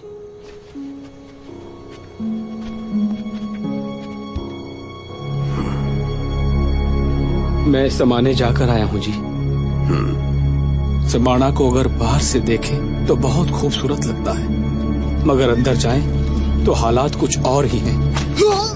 मेरा कर्जा चुकाए बगैर समाने से भागने की कोशिश। पुश्ते हो गई पर आपका कर्जा नहीं उतरा। हम थक गए हैं आपका कर्जा उतार उतार कर। मेरे बच्चे पर रहम करो, मुझे मुक्त कर दो। दे दो इसको मुक्ति, जान से मार कर उल्टा टांग दो। ये समाना है, समाना। यहाँ से कोई भी मेरा कर्जा चुकाए बगैर जा नहीं सकता। क्या कर्जा था उस गरीब पर? कर्जा तो कुछ है ही नहीं। पहले तो उस गरीब से काम करवाते हैं, फिर उसको सिर्फ एक वक्त की रोटी देते हैं। फिर जब वो भूखा मरता रोटी के लिए और पैसे मांगता है तो उनको उनके ही हक के पैसे कर्जे के रूप में दिए जाते हैं, ताकि वो सारी उम्र उनके नीचे दबे रहें। ये लोग पुश्तों दर पुश्तों कर्जे की चक्की में पिसते चले आ रहे हैं। अगर किसी के मरे अपनों को उनके धर्म अनुसार विदाई न मिले तो सोचिए क्या हालत होती होगी। वही हालात सडौरा के लोगों के हैं। कब तक ये जुल्म होता रहेगा? कब तक हम अपने मरों को दफनाते रहेंगे? फौजदार साहब, मुझे मेरे पिताजी का अंतिम संस्कार करने दो। तेरी इतनी जुर्रत जो तूने सडौरा का कानून तोड़ा।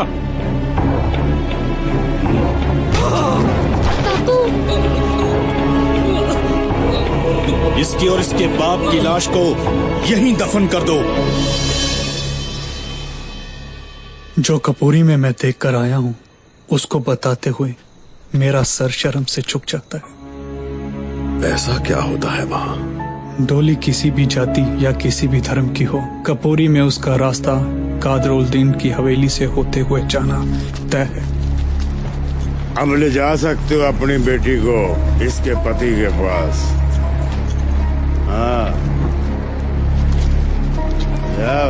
कादरुद्दीन की हवानियत के डर से कपूरी के लोगों को इस रस्म की जैसे आदत सी होगी हो। बाकी कैथल भिवानी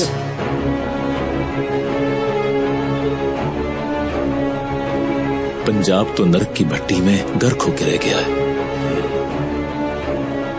माधोदास, वो कौन सा ऐसा मंत्र है जो सरेआम हो रहे अत्याचार की तरफ तुम्हारा ध्यान नहीं जाने देता? मेरी मानो, एक बार फिर से सफर शुरू करो। रास्ते में तुम्हें गरीब मेहनतकश रोते हुए किसान मिलेंगे। उनके आंसू पोंछना, उनकी मुस्कुराहट के पीछे बैठा परमात्मा तुम्हारा इंतजार कर रहा है।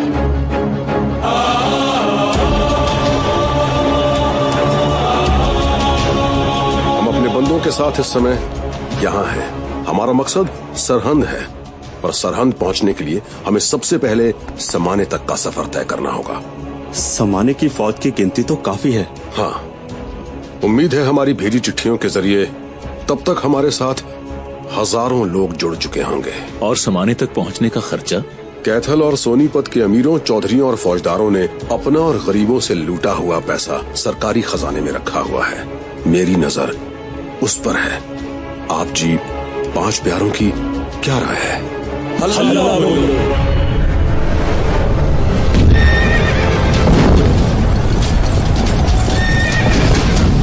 बंदा सिंह ने फिर सोनीपत और कैथल के खजाने पर अपनी मोहर लगाई। बैरागी सिंह और भाई फतेह सिंह भी अपना जत्था लेकर बंदा सिंह के साथ आ मिले। मैं तो सिखों को किसी चर्चा के लायक ही नहीं समझता, और तुमने सिखों के हमले की अफवाहें सुनकर समाने के सभी अमीरों को इकट्ठा कर लिया। बंदा सिंह की ताकत दिन ब दिन बढ़ने लगी। अब उसने अपना रुख समाने की तरफ कर दिया।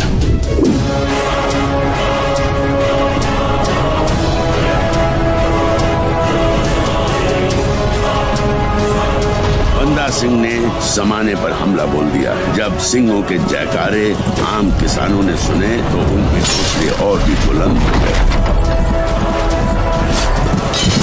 हथियारों की जगह जिसके हाथ जो भी आया वो लेकर अमीरों के पीछे पड़ गया और हल्ला बोल दिया। देखते देखते समाना तबाह हो गया। बंदा सिंह, हीरे, जवाहरात जो चाहिए ले लो, मुझे छोड़ दो, मुक्ति दे दो मुझे। दे दो इसको मुक्ति और चौराहे पर ले जाकर उल्टा टांग दो।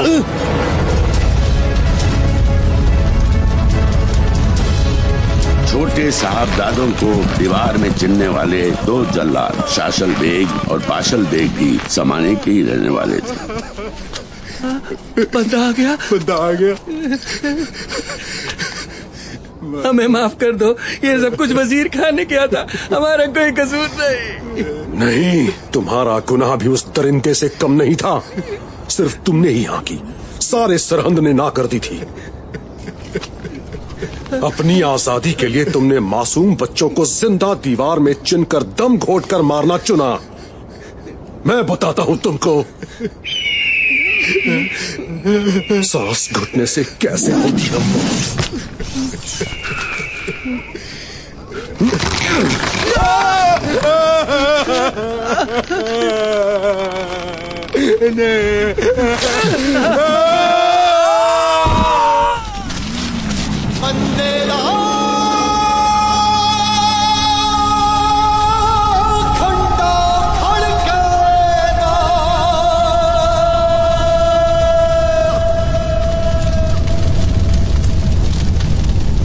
इतनी बर्बादी, इतना खून खराबा, ये सब कुछ मेरे कारण हुआ।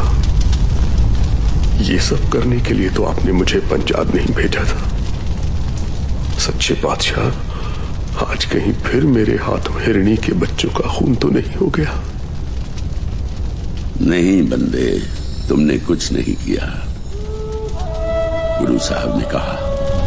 अंतर्यामी बादशाह, मेरे दिल की हालत आपके सिवाय और कौन जान सकता है। मुझे बख्श दो। गुरु साहब ने समझाया, ये तो जालिम लोगों की सताई हुई जनता के गुस्से का ज्वालामुखी फूटा है, जिसके लावे में वो खुद भी बह गए हैं। पर गुरुजी, हमें लोगों को थोड़ा और समझाना चाहिए था, रोकना चाहिए था। गुरु साहब ने कहा, इस नफरत के तूफान के आगे अगर तुम खड़े होते तो इस तूफान ने तुम्हें भी साथ उड़ा कर ले जाना था। तुम्हारे जैसी गलती हर इंसान करता है जब वो ये सोचता है कि यहाँ जो कुछ भी उसके साथ होता है उसका कारण भी वो खुद है, जबकि यहाँ जो कुछ भी होता है निरंकार के हुक्म। हुजूर, समाना तबाह हो गया खान साहब। खबर मिली है कि भारी तादाद में लोग माझे मालवे के इलाके से इकट्ठे होकर बंदा बहादुर के जत्थे में शामिल होने जा रहे हैं। नहीं, मैं ये नहीं होने दूंगा। सरहंद के इस तरफ से सिंहों का जत्था तो क्या, उनका कोई बच्चा भी नहीं जा पाएगा। जो बंदे का नाम ले उसकी जुबान खींच लो। जो कदम उसकी तरफ बढ़े उन कदमों के टुकड़े कर दो। हुक्म की तामील हो। बंदा सिंह वजीर खान की हर चाल से वाकिफ था। उसने फिर अपना रुख शत्रु की तरफ किया, जहां माझे और दुआबे के सिंहों को नवाब मलेर कोटा ने रोका हुआ था। बंदा सिंह का विजय रथ शत्रु तक थमा नहीं। उसने गुरम, केसर, शाहबाद और मुस्तफाबाद पर भी जबरदस्त जीत हासिल की। फिर कपूरी की ईंट से ईंट बजा दी। गुस्से में भरे लोग कपूरी के अय्याश फौजदार कादर उल दिन की लाश पर थूकते और पत्थर मारते। बंदा सिंह ने फिर संडौरा पे चढ़ाई की। संडौरा के फौजदार उस्मान खान ने पीर बुग्गुल शाह को सिर्फ इसलिए मार दिया था क्योंकि उसने भंगानी के युद्ध में गुरु गोविंद सिंह जी की मदद की थी। उस्मान खान मारा गया, संडौरा आजाद हो गया। लोगों ने अपने प्यारों की देह कब्रों से निकाल उनका दाह संस्कार कर दशमेश पिता का शुक्रिया अदा किया। वजीर खां के दिन तो अब गिनती के ही रह गए हैं। अब तो उस बेचारे ने गिनती भी शुरू कर दी होगी। सुना आपने? हम दुआबे और माजे के सिंगों को तो बदले के उस दिन का इंतजार है जब हमारे हाथ में नंगी तलवारें होंगी और सामने वजीर खान का सर। साहिबजादों की शहीदी का बदला लेकर ही हमको चैन मिलेगा। मलेर कोटले के नवाब को अच्छा सबक सिखाया। साथियों,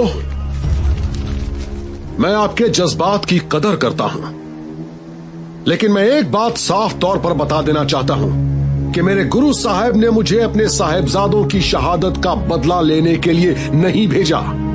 हमारे गुरु साहब ईर्ष्या, द्वेष, वैर, भेदभाव से ऊपर थे। उन्होंने बदले की भावना से कभी कोई काम नहीं किया। न्याय की लड़ाई में उन्होंने अपने पिता गुरु तेग बहादुर के कातिल औरंगजेब के बेटे बहादुर शाह का साथ दिया, और ना ही उनकी लड़ाई किसी धर्म के खिलाफ है। आप सब में भी हर मजहब के सिपाही हैं।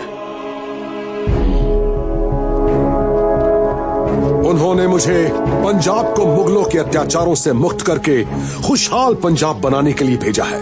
हमारे मकसद की राह में हमें कोई भी अत्याचारी मिलेगा, हम उसको सजा देंगे, चाहे वो वजीर खान हो या कोई और। मैं जानता हूं वजीर खान इंसान नहीं दरिंदा है।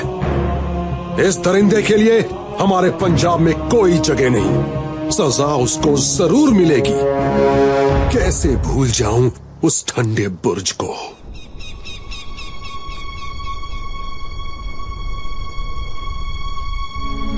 बेगम, यहां खड़े होकर उधर क्या देखती रहती हो? फिक्र ना करो, जो सडोरा में हुआ मलेर कोटला के नवाब के साथ सतलुज पे हुआ, उस तरह का कुछ भी सरहंद में नहीं होगा। जीत हमारी होगी। मुगलों के सैकड़ों सालों के इतिहास में इतनी बड़ी जंग न किसी मुगल ने हारी है और ना मैं हारूंगा। और वो बंदा सिंह, उसको तो मैं ऐसी मौत दूंगा जिसे देख मौत भी मुझसे खौफ खाएगी। बुर्ज से आते सूनेपन के ठंडे अंधेरे को क्यों नहीं समझते? गुरु साहब का आशीर्वाद ले हम नंदेड़ से 31 निकले थे। उन्हीं की मेहर से आज गिनती हजारों में है। मौसम खुलते ही सरहद पर हमला करेंगे। तब तक हम इन्हें युद्ध कला के हर क्षेत्र में माहिर कर देंगे।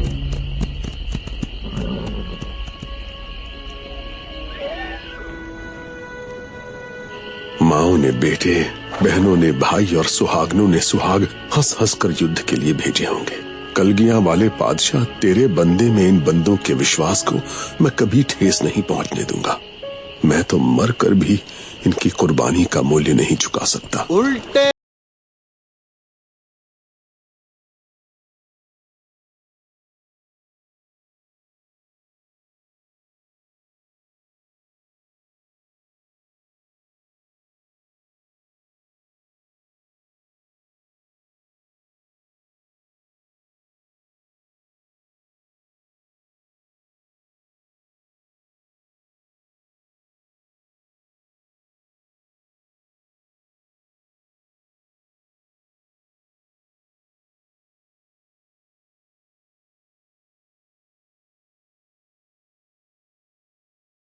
के लिए तैयार हो जाते हैं। आपने बिल्कुल सही फरमाया बाबा बुल्ले शाह जी।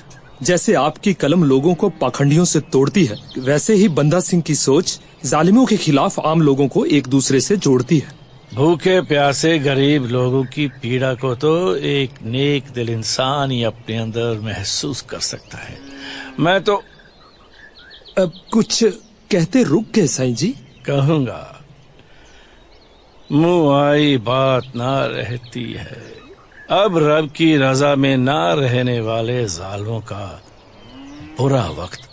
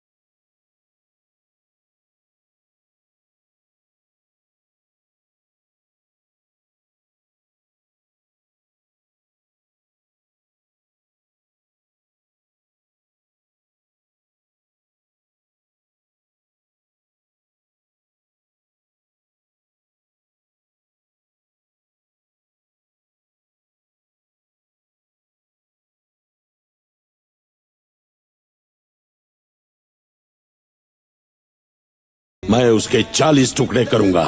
सर को सरहंद के किले पर टांग कर लोगों के लिए नुमाइश लगवाऊंगा। पर उस सर का खास ख्याल रखना हुजूर, ये अपने 9वें गुरु का चांदनी चौक से सर उठा कर ले गए थे। ये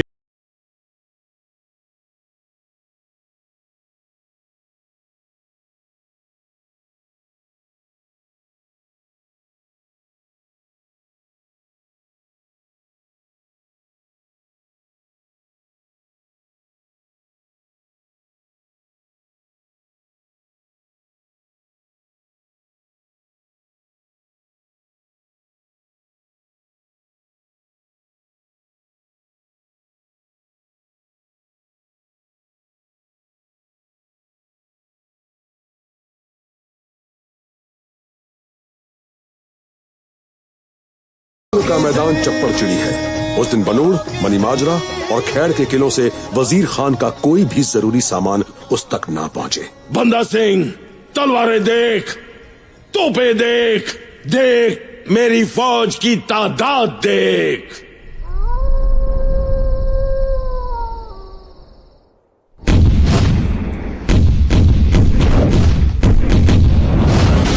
सुभान अल्लाह, सुभान अल्लाह। मैं उन सिंहों की फौज के चिथड़े हवा में उड़ते देख रहा हूँ। दुश्मन के छक्के छुड़ाने के लिए ये तोपे ही काफी हैं। कुछ तो वहीं खत्म हो जाएंगे, बाकी डर के मारे मैदान छोड़कर भाग जाएंगे। खेल खत्म। 15,000 पैदल और 12,000 घुड़सवार सिपाही, दर्जनों हाथी, तीरंदाज, खूंखार 5,000 गाजी और बहुत सारी तोपें। खबर पक्की है।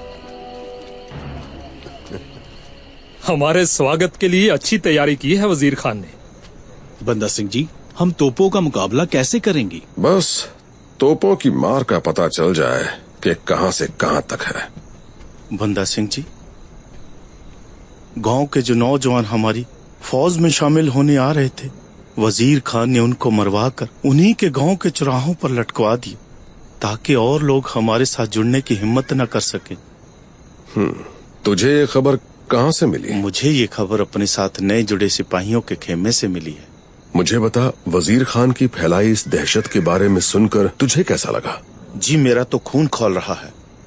पर सिंह जी, मैं अपने साथ जुड़े नए लोगों की बात कर रहा हूँ।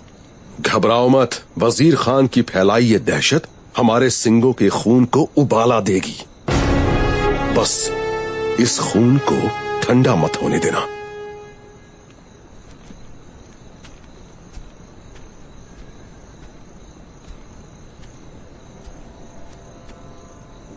जंग से ठीक पहले जालिमों ने ऐसी हरकत डर फैलाने के लिए की है। गुरु साहब, सरहद पर फतेह हासिल करने के लिए क्या ये उचित समय है?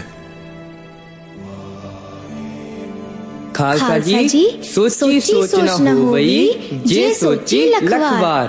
आप तो गुरु पिताजी को अपना सेनापति मानते हो, फिर भी सोच में पड़ गए। खालसा जी, हमले का उचित समय तब है जब आप तैयार हो। और जब आप तैयार हो, हर सिंह तैयार है। गौर से सोचो खालसा जी, ये कायराना हरकत उसकी घबराहट है। अंदर से वो आपसे डर गया है। सिंह जी आगे बढ़ो। हाँ, हम आपके साथ हैं।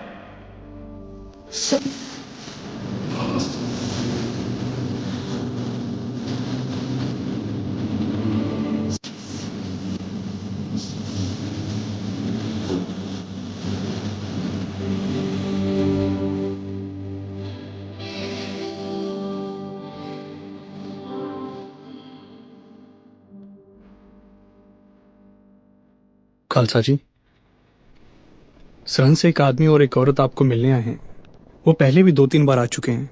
कहते हैं जंग शुरू होने से पहले आपसे मिलना जरूरी है।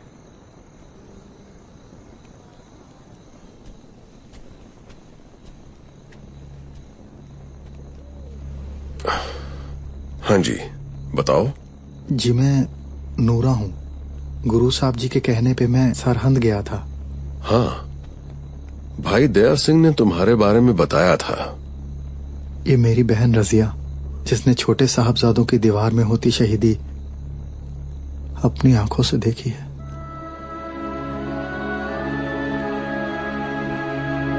मैं आपके लिए कुछ लेकर आई हूँ।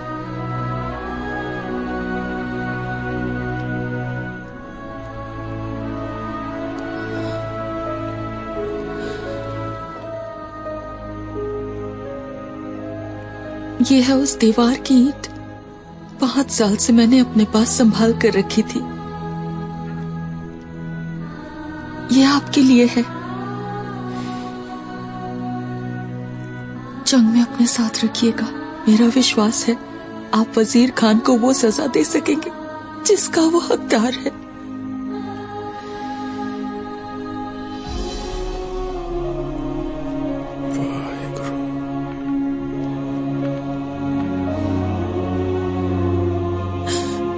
हम आपके साथ हैं। बस बहन जी, रोना नहीं। गुरु साहब का लाख लाख शुक्र है, उन्होंने आपको मेरे पास भेजा। आज मैं आपके मुंह से सुनना चाहता हूं कि उस दिन और उससे पहले सरहद में क्या क्या हुआ था।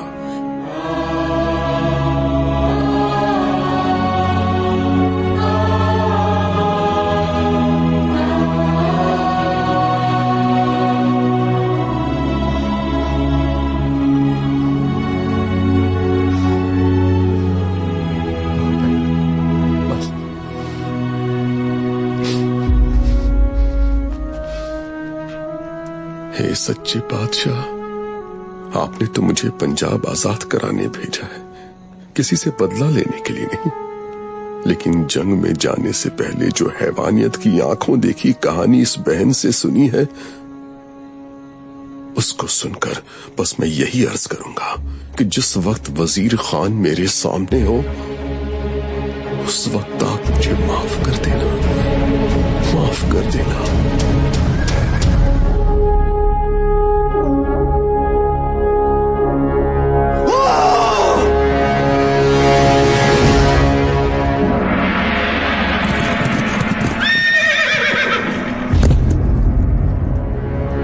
बंदा सिंह, ये कोई सडोरा या समाना नहीं, ये सरहंद है, सरहंद, वजीर खान का सरहंद। वजीर खान, ना ही मैं तेरा कोई फौजदार हूँ, ना ही कोई पहाड़ी राजा। सिंह हूँ सिंह, गुरु का सिंह। ओए सिंगा, क्यों मौत को दावत देता है? अपने सिपाहियों के साथ आकर मेरे सामने हथियार डाल दे। उन 2 मासूम बच्चों का सर नहीं झुका सका और तू गुरु के इन सिंहों को गुलाम बनाने के सपने देख रहा है। ओए, घुटने टेक दे, मैं तुम सबकी जान बख्श दूंगा। तू घुटने टेकने के बारे में सोचना भी मत। जालिम, मैं तेरी जान नहीं बख्शूंगा। तेरी ये मुट्ठी भर फौज शाम तक मेरे कब्जे में होगी। तू आगे तो बढ़। इधर मेरी तोपों को देख। ओए, इधर मेरे सिंगों को देख, एक एक आग का गोला है। बंदा सिंह, आखिरी मौका है तेरे पास। वजीर खान, आखिरी ख्वाहिश है तो बता। तू कल का उगता सूरज नहीं देखेगा। सूरज तो आज तेरे मरने के बाद ही डूबेगा। दुनिया की सबसे अव्वल कौम के सुरमाओं, दुश्मन पे ऐसा हमला करो कि हमारे खौफ से इनकी आने वाली पुश्तें कोख में ही खत्म हो जाएं। खालसा जी, काल बनकर टूट पड़ो इन दुश्मनों पर। तुम फौज अकाल की हो। हम सिंह गरज कर आज सरहंद में हुए पापों का इंसाफ करेंगे।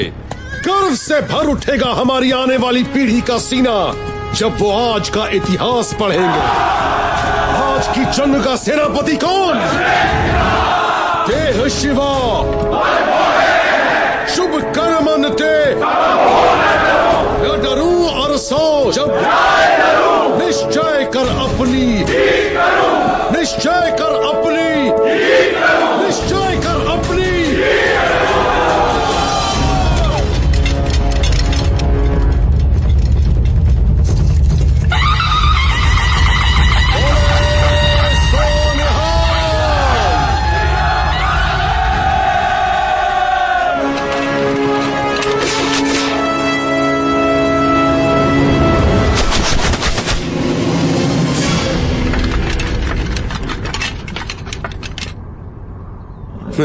नौसिखिए, टूट पड़ो।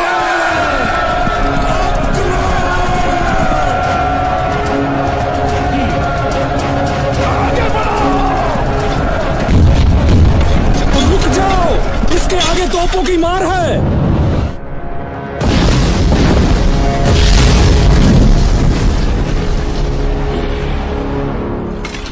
तेजी से आगे बढ़ो, इससे पहले कि दूसरी तोपों का हमला हो जाए।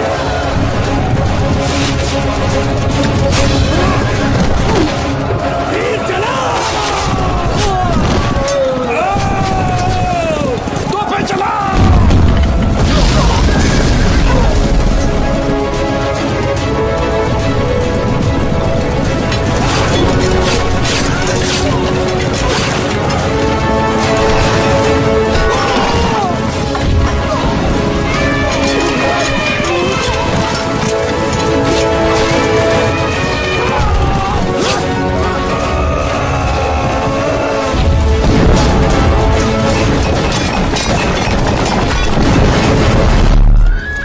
जनाब, बुरी खबर है। चप्पड़चिड़ी आने वाले हमारे बनूर, खरड़, मणिमाजरा के किलों के हर रास्ते पर सिख दीवार बनकर खड़े हैं। इसलिए कोई असला, कोई मदद हम तक नहीं पहुंच पाएगी। मदद की जरूरत तो अब उस बंदे को पड़ेगी।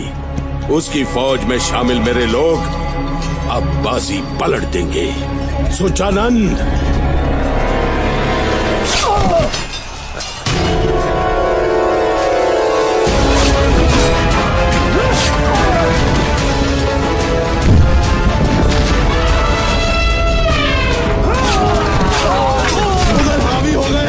सभी जान बचाकर भागो। ये क्या कहते हैं?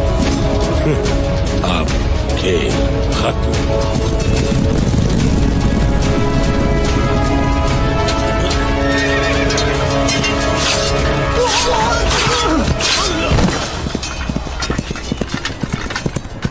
बंदा सिंह जी, मुगलों की तोपें भारी पड़ रही हैं। हमारे नए जुड़े सिपाही मैदान छोड़कर भाग रहे हैं। सिंह जी, बाकी बची फौजों को कहो खंडा खड़काने का वक्त आ गया है।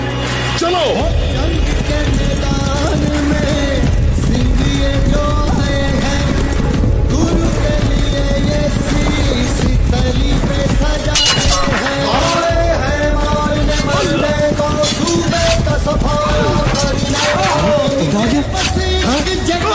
बंदा आ गया।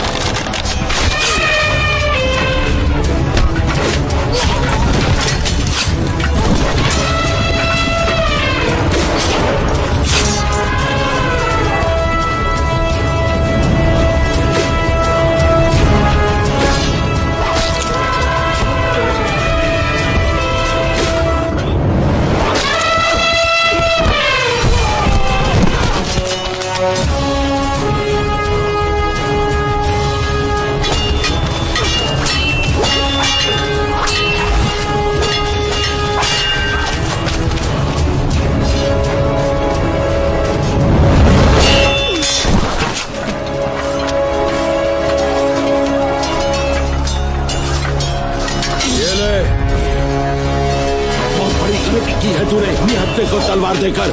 मैं होता तो तुझे चीर के रख देता।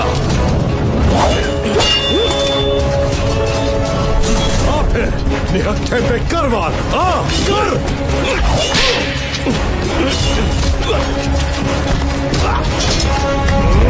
मंदे कौनी नानका जब कद मंदा होए। देखा, मजलूमों पर अत्याचार करने वाला हर कोई एक दिन ऐसे ही धूल चाट रहा होगा। अब तू ये सोच रहा है ना कि मैंने तुझे जान से क्यों नहीं मारा।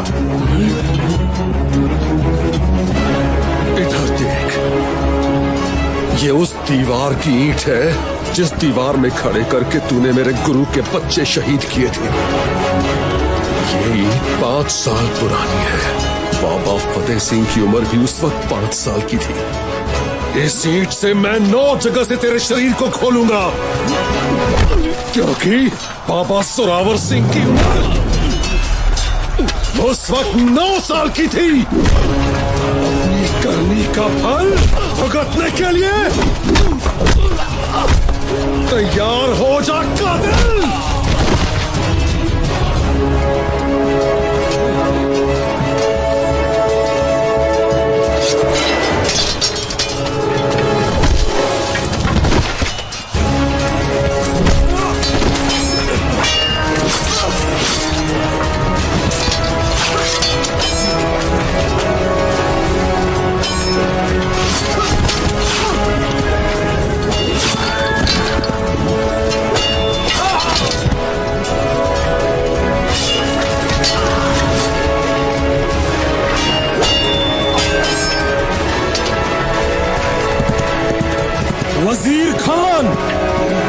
इस फतेह सिंह से भी आज तू हारेगा।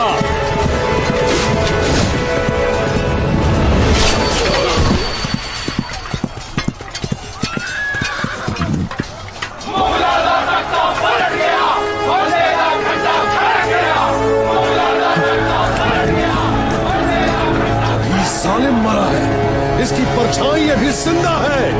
सरहंद चलाओ।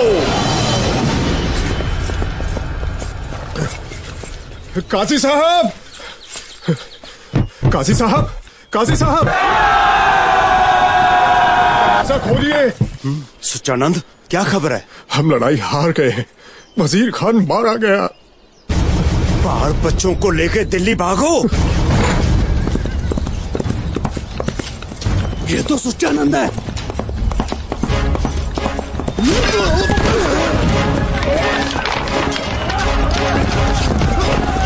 सुचानंद, कहाँ भागेगा तू?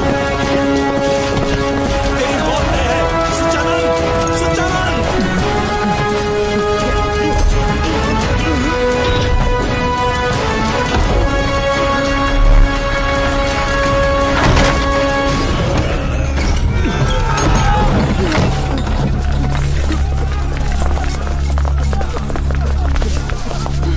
छोड़ मुझे। सुचानंद,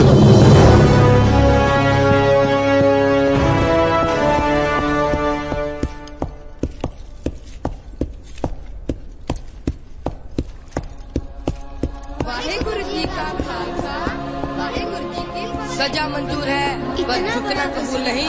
ऐसे नीच का कमजोर की ताकत बनने वाला बंदा सिंह है। वो सबना की रैन का बेखौफ जीते हैं, बेखौफ ही मरते हैं।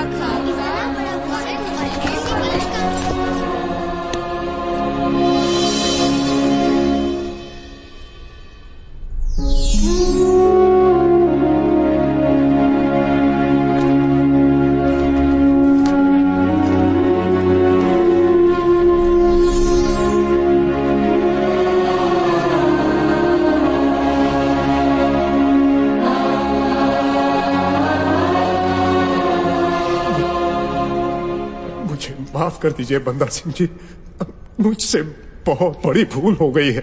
याद कर, इसी जगह पर खड़े होकर तूने मेरे गुरु साहब के बारे में क्या कहा था। सुना आपने, सुना आपने? सांप के बच्चे सांप ही होते हैं। ये लीजिए, इसी जबान से कहा था ना। काट दीजिए इसे, मुझे मारिए मत। और अब याद कर, तुझे बाबा जोरावर सिंह ने क्या जवाब दिया था। सुचानंद, जुबान को लगाम दे।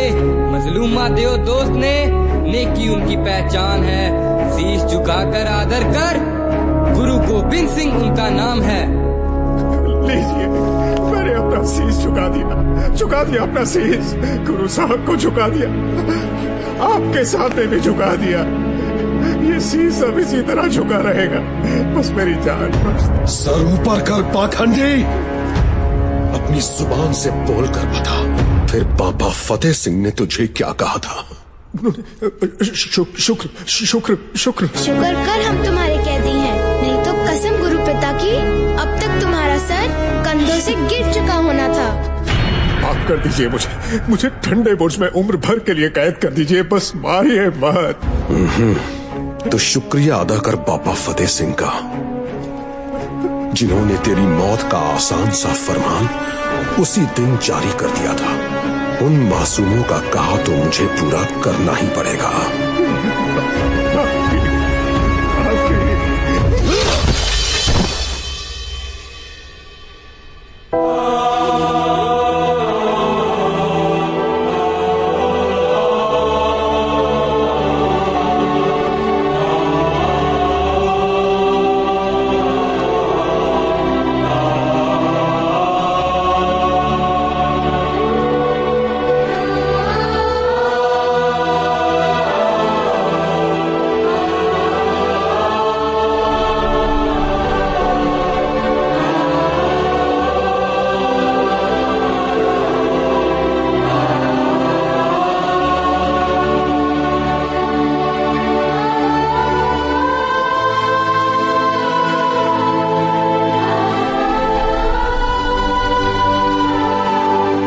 कासिम जी, हमने वजीर खान की बेगम और बच्चों को अपनी हिरासत में ले लिया।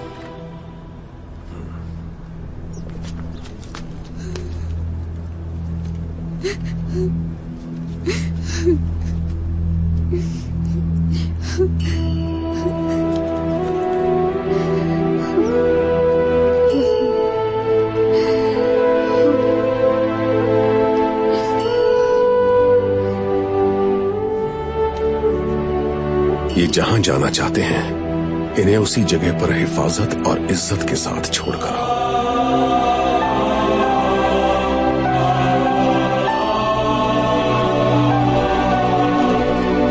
गुरु साहब की मेहर है, उस वजीर खान के बच्चों को रिहा कर दिया जिसने गुरु साहब के बच्चों को दीवार में चिनवाया था।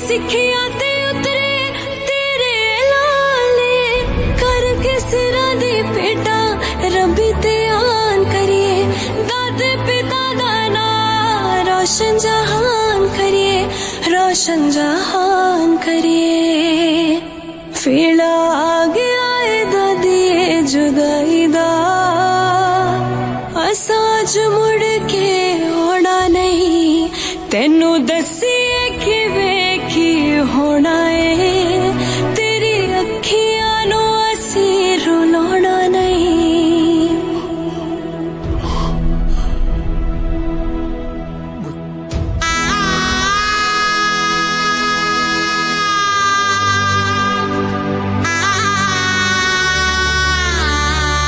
दादी साडे लिए क्यों होर ने डाले तेरी सिखिया ते उतरे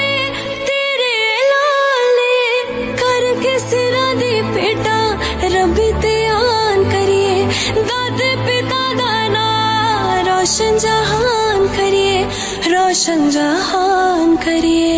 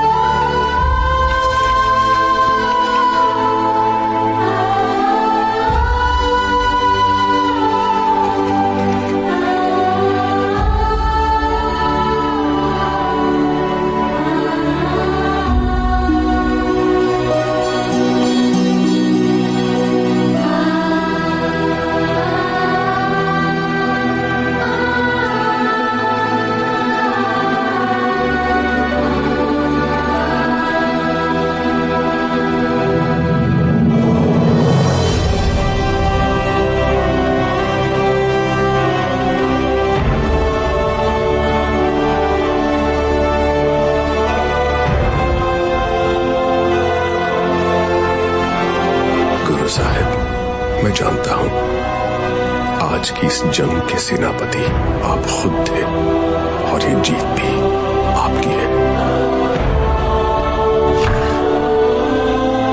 बोले सोनिहाल।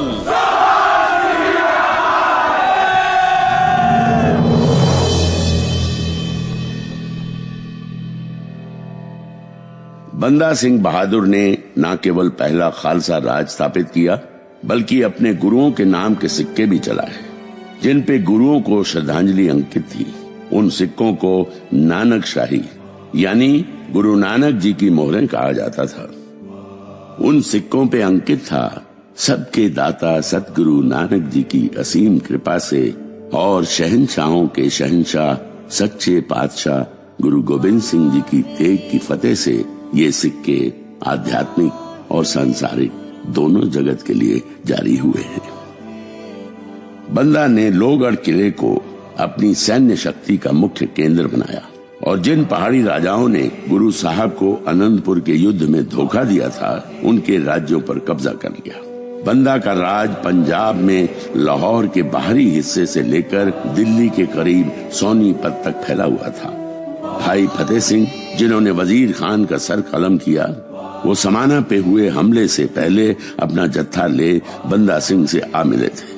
वो जिस गांव के रहने वाले थे उसे आज गांव चक फतेह सिंह वाला के नाम से जाना जाता है। उनके पूर्वज सिखों के चौथे गुरुजी से करीब से जुड़े हुए थे।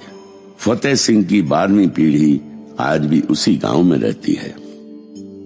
बंदा सिंह का विवाह चंबा के राजा उदय सिंह की पुत्री सुशील कौर से हुआ था, जिन्होंने पुत्र अजय को जन्म दिया। दूसरा विवाह साहेब कौर जी से हुआ, जो गुरदास नंगल से बंदा सिंह की गिरफ्तारी के वक्त उनके साथ नहीं जा सकी क्योंकि वो उस वक्त गर्भवती थी। बाद में उन्होंने पुत्र को जन्म दिया, जिनकी 9वीं पीढ़ी आज कटरा से 18 किलोमीटर दूर रियासी गांव में और रोहतक में रहती है। मुगल लोहगढ़ किला जीतने के बाद भूखे भेड़ियों की तरह बंदा सिंह को खोज रहे थे। तब उसने रोपड़ जलंधर राजमार्ग पर रायल माजरा गांव की गुफाओं में शरण ली थी। भूल भुलैया जैसी ये ऐतिहासिक गुफाएं पहाड़ के एक सिरे से दूसरे सिरे तक फैली थी। इनकी ऊंचाई सिर्फ एक घोड़े के गुजरने लायक थी, इसलिए छिपने का उत्तम स्थान थी। ये गुफाएं आज भी मौजूद हैं, संख्या पहले से कम है। बादशाह फारूक शियार के हुक्म पर मुगलों ने बंदा सिंह को गिरफ्तार करने के लिए गुरदास नंगल को 8 महीने तक घेरे रखा। बंदा सिंह ने फिर पत्नी सुशील को, बेटे अजय और 200 से भी ज्यादा सिखों के साथ आत्मसमर्पण कर दिया। परिवार के साथ बच निकलने का मौका होने के बावजूद उसने अपने गुरु की इस सीख पर डटे रहना चुना कि मरना उसका ही सफल माना जाता है जो दूसरों को हिम्मत से मरने का हुनर सिखा दे। खौफ फैलाने के लिए बंदा सिंह के शरीर के टुकड़े पूरी दिल्ली में बिखेरे गए। उनकी पत्नी सुशील कौर के भाई ने कुछ टुकड़ों को इकट्ठा कर उनका दाह संस्कार जम्मू में किया। बंदा सिंह की अस्थियां आज भी रियासी में डेरा बाबा बंदा सिंह बहादुर के मठ में सुरक्षित हैं। बंदा की उपलब्धियों ने सिखों की नई पीढ़ी को आने वाले संघर्षों के लिए तैयार किया, जिससे वो अहमद शाह अब्दाली जैसे हमलावरों को मुंह तोड़ जवाब दे पाए और महाराजा रणजीत सिंह भी विशाल सिख साम्राज्य खड़ा करने में कामयाब हुए। बंदा की वीर गाथा आज भी लोगों को नया इतिहास रचने को प्रेरित करती है। जिस जगह पर बंदा सिंह बहादुर और उसके 3 साल के बेटे अजय को मुगलों ने शहीद किया, उसे आज गुरुद्वारा शहीदी स्थान बाबा बंदा सिंह बहादुर के नाम से जाना जाता है। ये स्थान कुतुब मीनार से 1.5 किलोमीटर दूर मेहरौली नई दिल्ली में स्थित है।